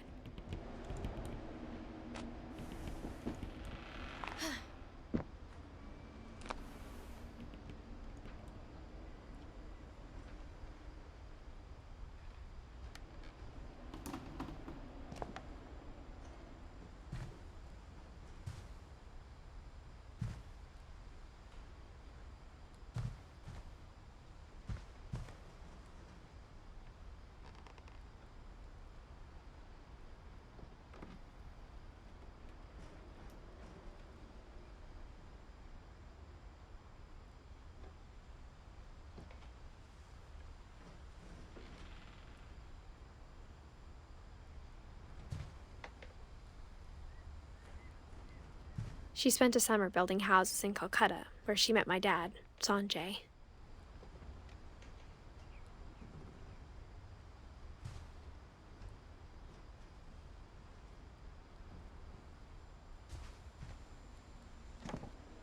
Religion was another thing my mom never talked about, but I think it helped her a lot after her dad died.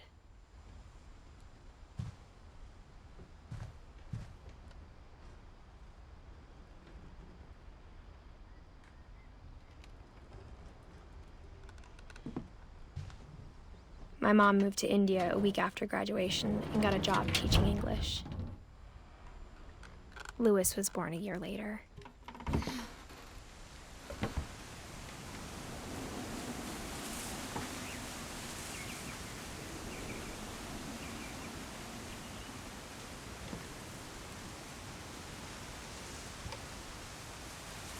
When my dad died, I don't think Mom knew where else to go.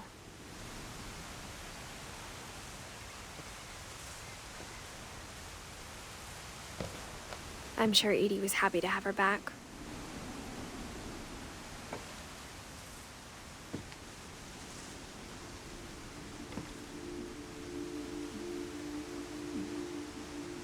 And to see kids in the house again.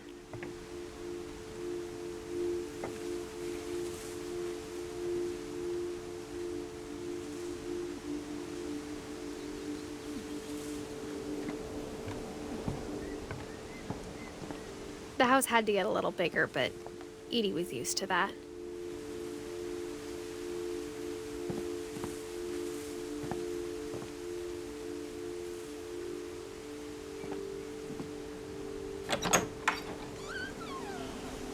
And for a while, things were good. Almost normal.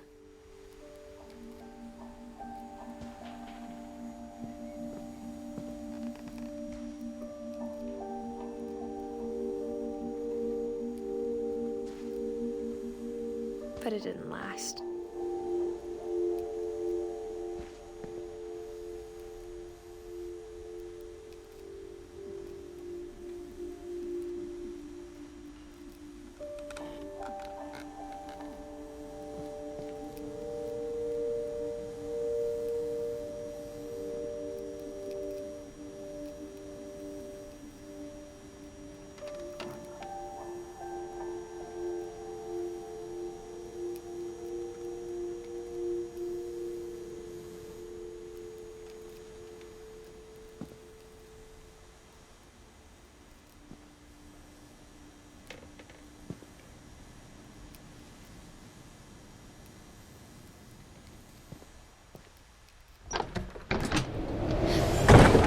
The beginning of the end was Milton's 10th birthday, when Edie gave him a castle.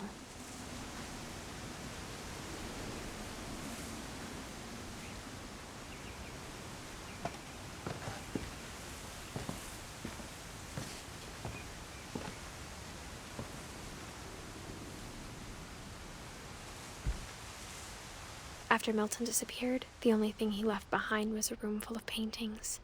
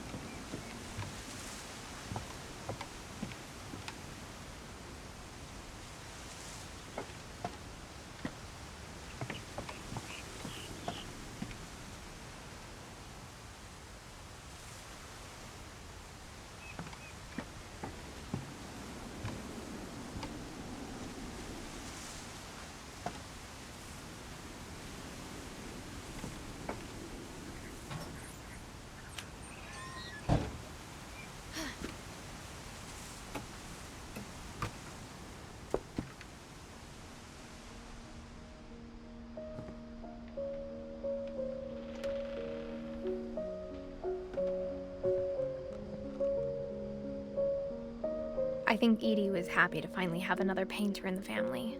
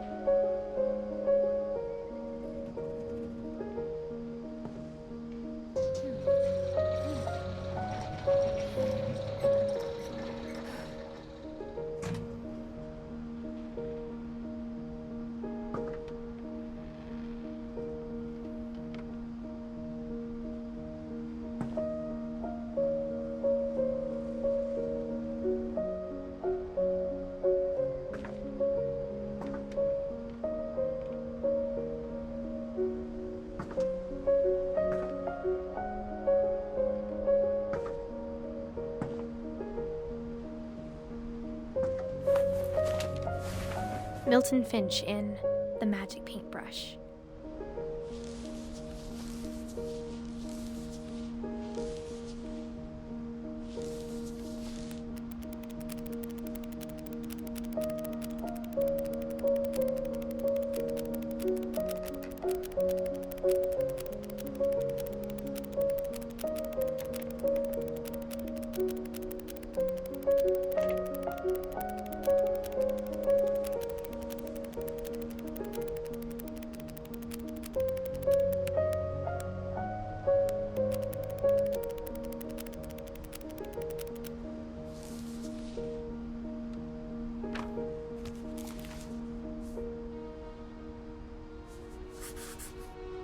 I was 4 when Milton disappeared.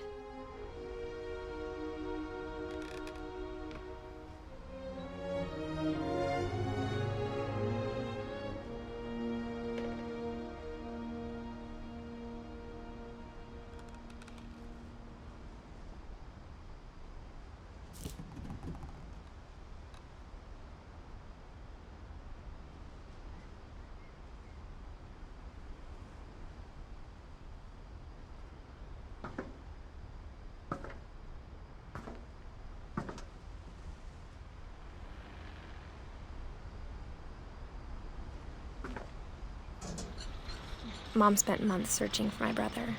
Then she sealed the doors.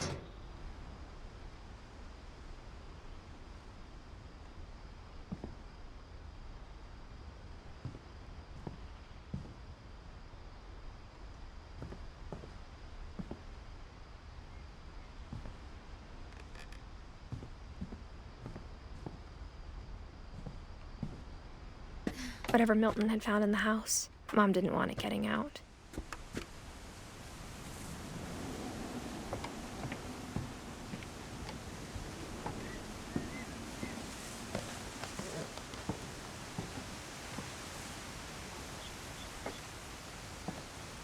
Mom definitely blamed Edie, but I think Louis blamed himself.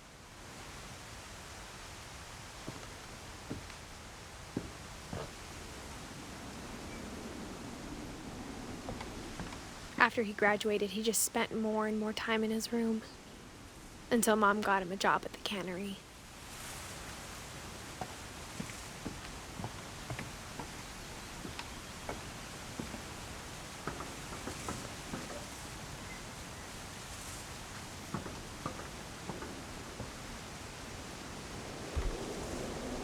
Everyone always told me to stay out of Louis's room, except Louis.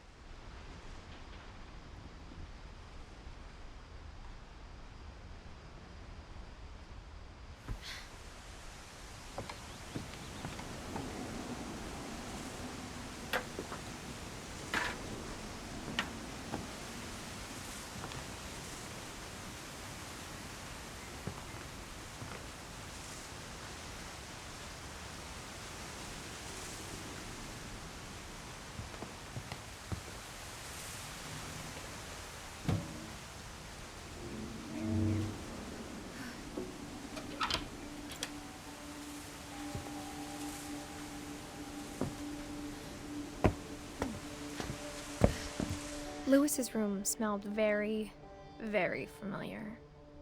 That part of him lived on.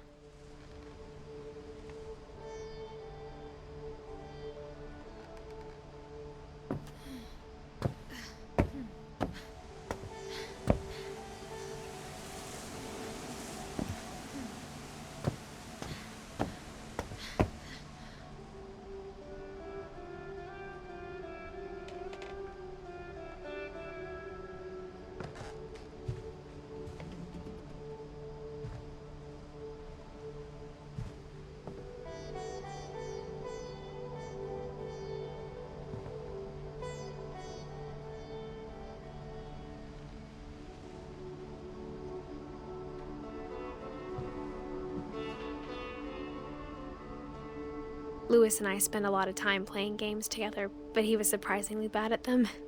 He died a lot.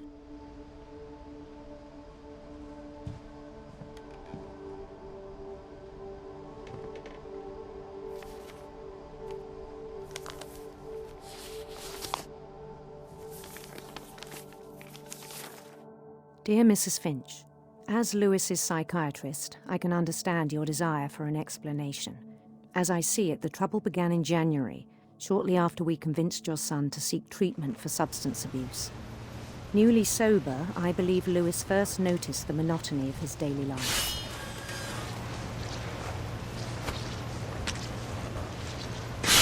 He kept working at the cannery, but he withdrew part of himself. In our sessions, I saw the same behavior. His mind began to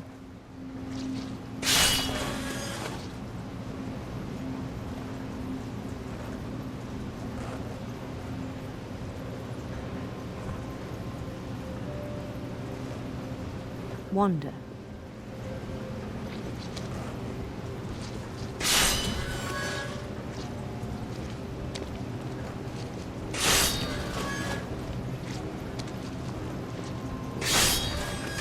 I asked him to describe it. He said he started small, imagining a labyrinth.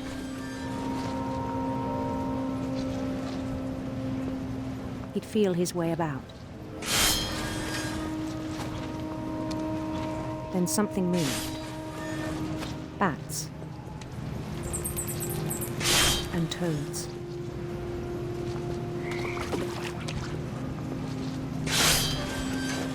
And things that have not names. He knew it was all in his head. He took it very seriously. I had hoped he'd find himself.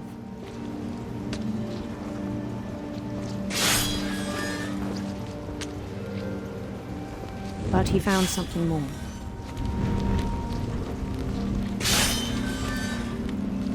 I worried about him then.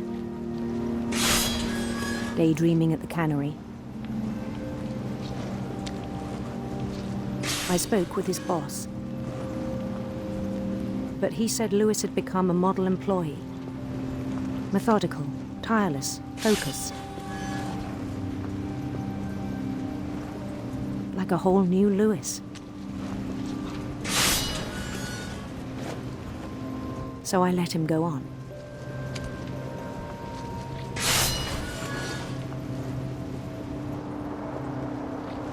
I even encouraged him. It seemed very promising at first. He told me he'd made a new friend.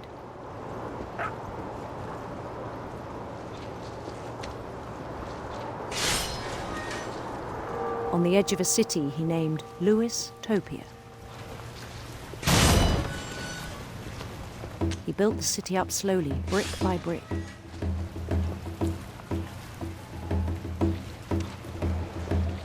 Then he made musicians.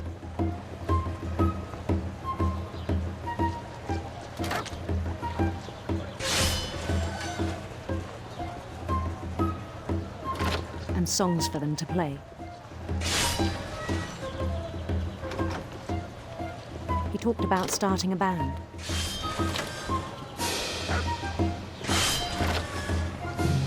And he was always humming something. Every day his imagination grew stronger.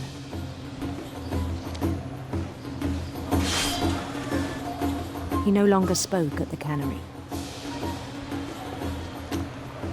But his chopping was as reliable as ever.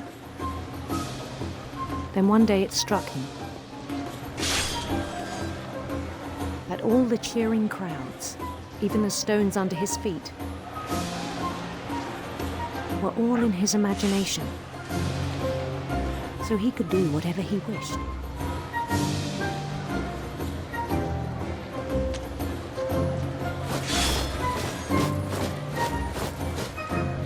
He held an election for mayor.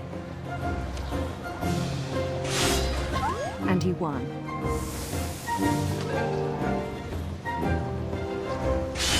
They begged him to stay, but his mind was already wandering.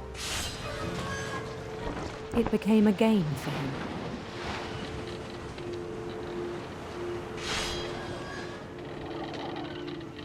He'd conquer a city, then immediately push on. New Louisville.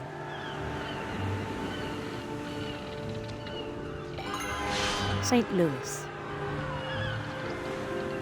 He started drifting away from our reality.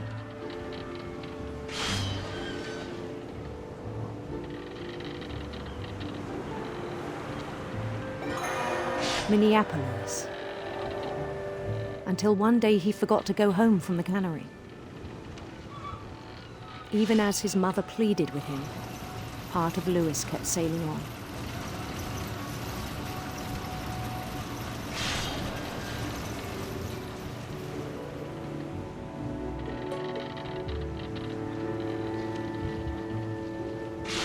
In Louisburg, he heard rumors of a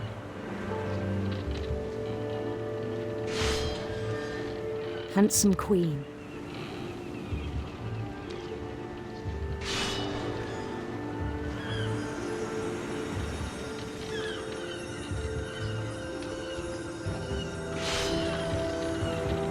The queen was on her own quest for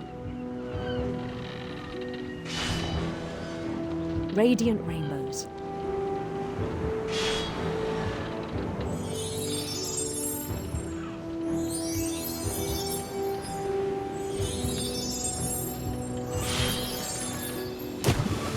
He followed the sound of her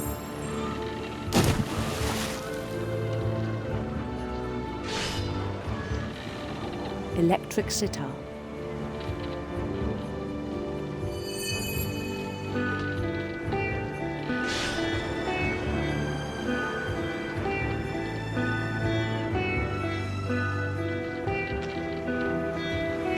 His chase led him to a golden palace east of the sun and west of the moon. Even then, his logic remained sound.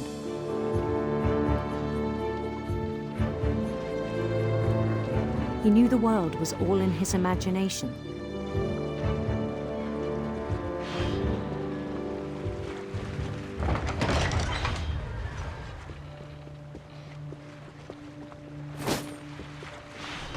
But he was so proud of having created it.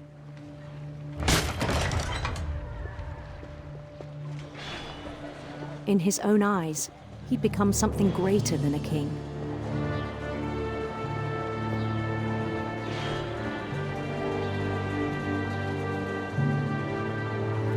For someone who'd never known success in the real world, I think it was overwhelming.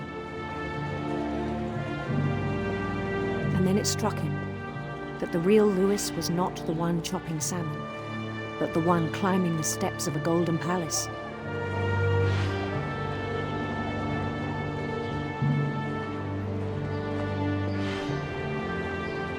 My imagination is as real as my body, he told me. It was hard to argue with him.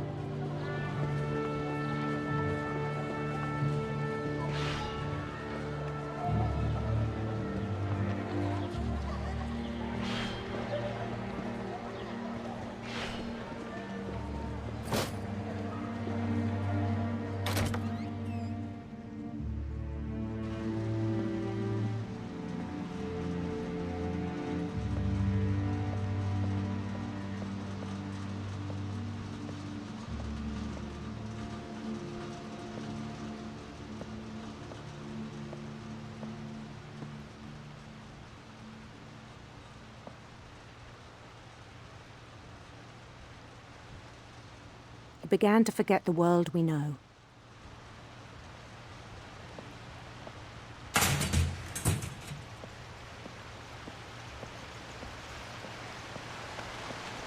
I think it pained him to remember Louis, the cannery worker.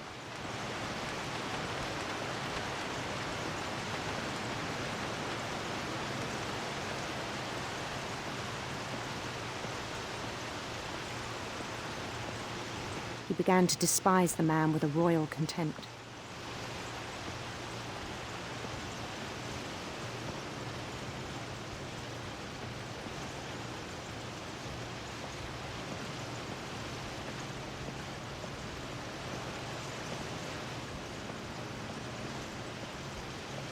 I still thought I could save him. Even after he said he was being crowned king over all the lands of wonder.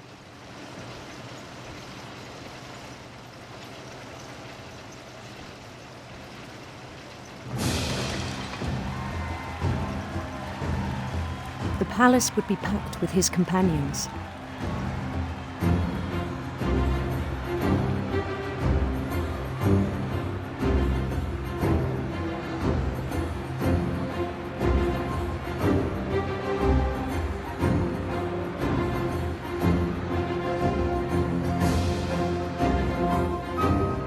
Including the wise Calico who'd insisted on advising him.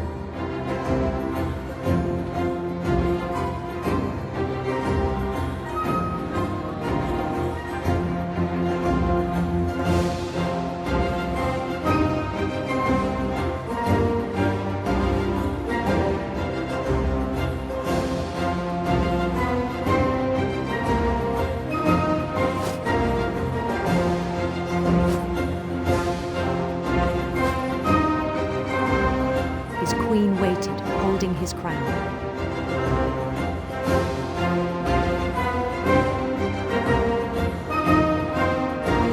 There was only one thing left to do.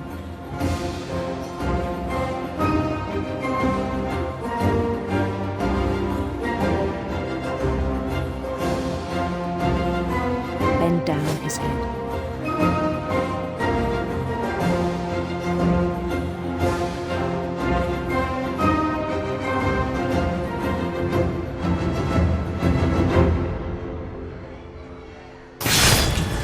Rest I think you know.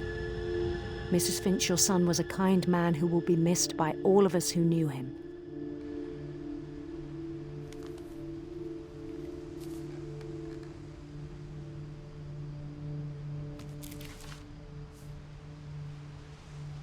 My brother was really cool. I wish you could have met him.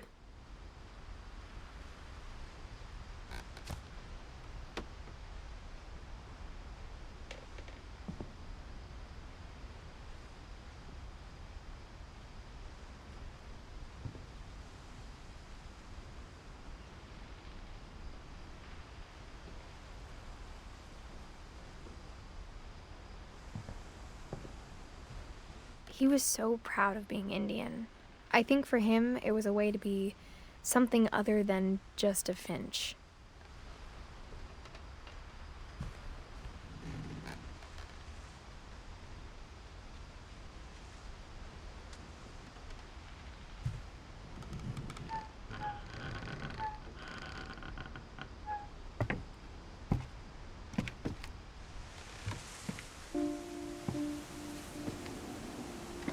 On the way back from Lewis's funeral, my mom told me to start packing.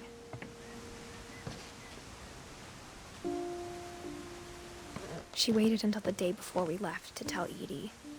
I'm not sure if she wanted to make it easier or harder.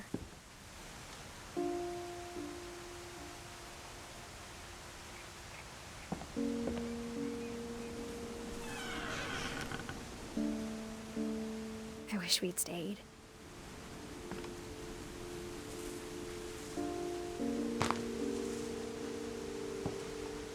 But I understand why we left.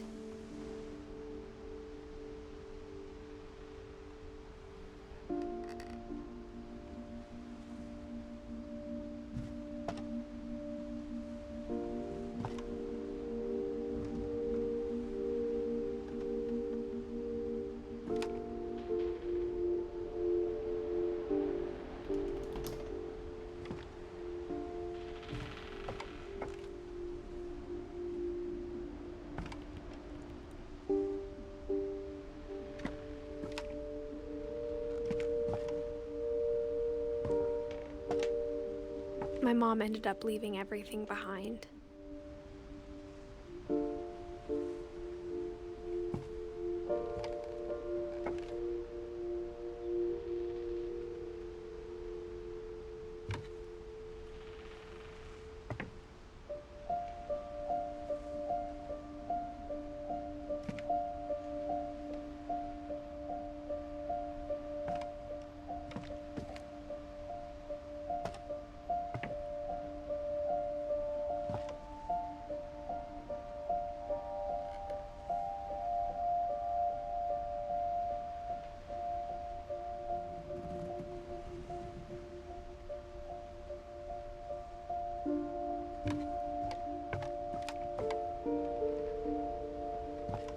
What happened that night had been coming for a long time. Maybe it should have come sooner.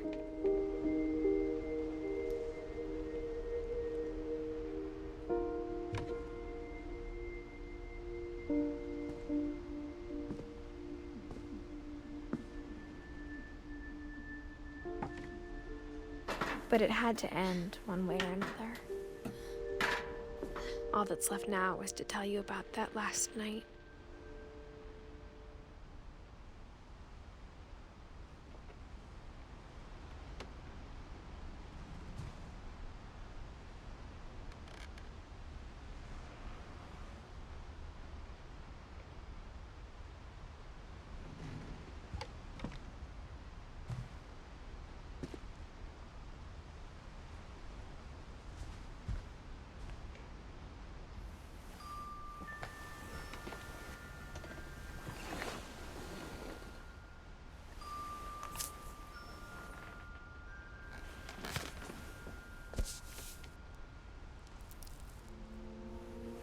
That whole last day, Edie just watched us pack and didn't say a word.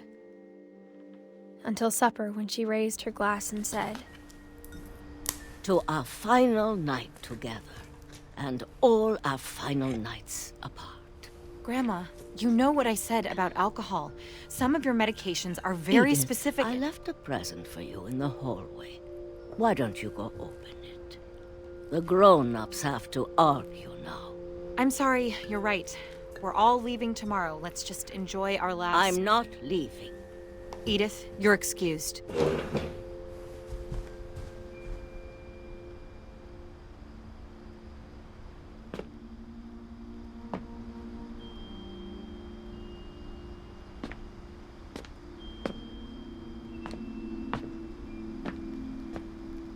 The power had been shut off that morning, but Edie always had plenty of candles.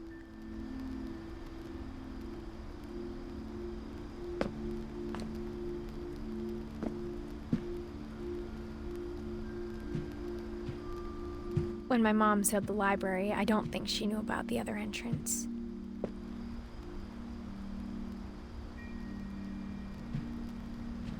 Or that Edie had a key to it.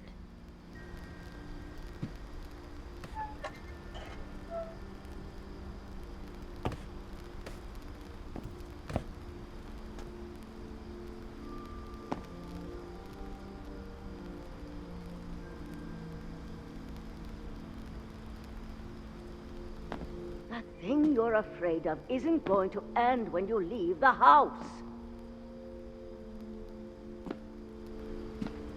Edith has a right to know these stories.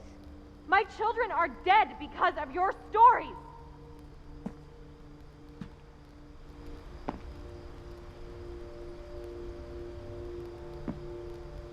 I think it's best if Edith and I leave tonight.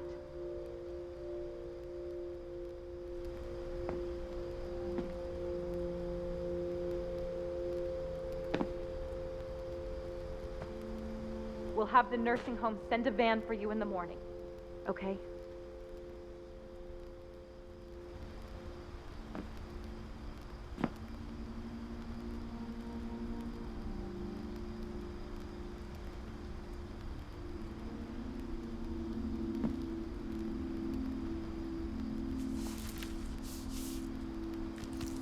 Dear Edith, there's so many stories I wish I could tell you, but there's only time for one. This is about what happened on the night you were born. That night, the tide went way, way out.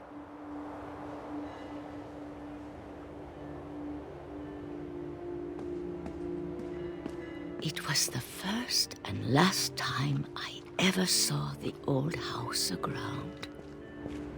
There'd been an earthquake out in the middle of the ocean. They called it the lowest tide in 1,000 years.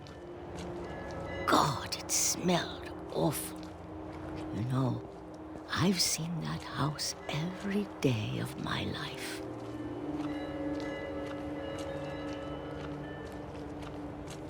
But I never thought I'd go back to it. when the fog rolled in, I lost my way.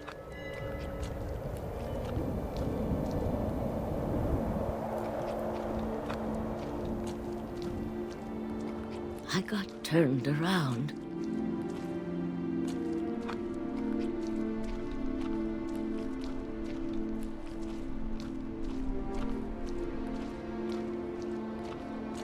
For a while, I wandered.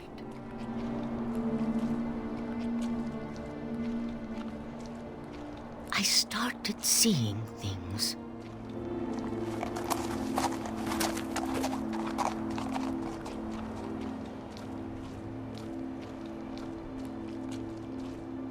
Things I'd forgotten had ever existed.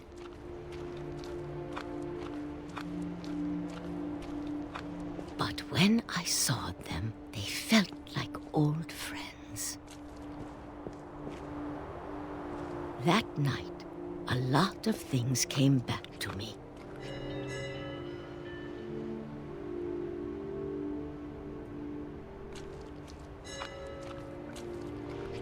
Or maybe I came back to them.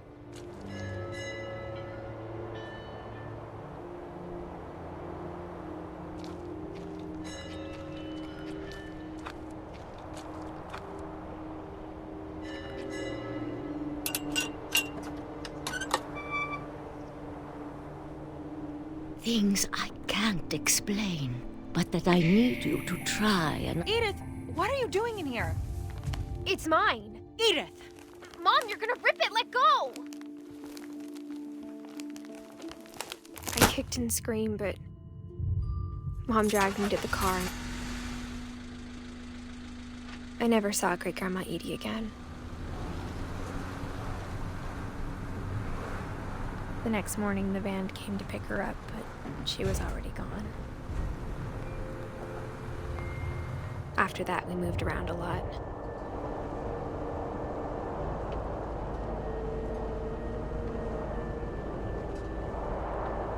We both tried to make the best of it.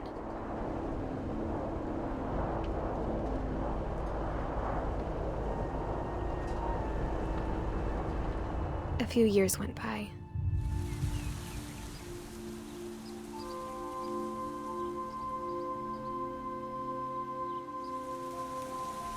My mom didn't like to talk about it,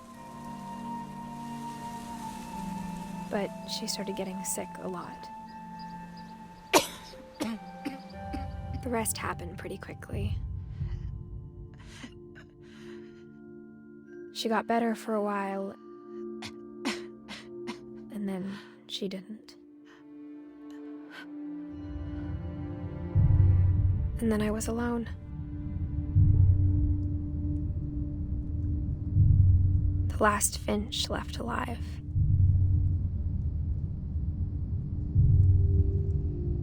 Until I found out about you. I'm still not sure what to tell you about all this. If we lived forever, maybe we'd have time to understand things. But as it is, I think the best we can do is try to open our eyes. And appreciate how strange and brief all of this is. This journal was supposed to be for you. But now I hope you'll never see it. I just want to meet you and tell you all these stories myself. But I guess if you're reading this now, things didn't work out that way.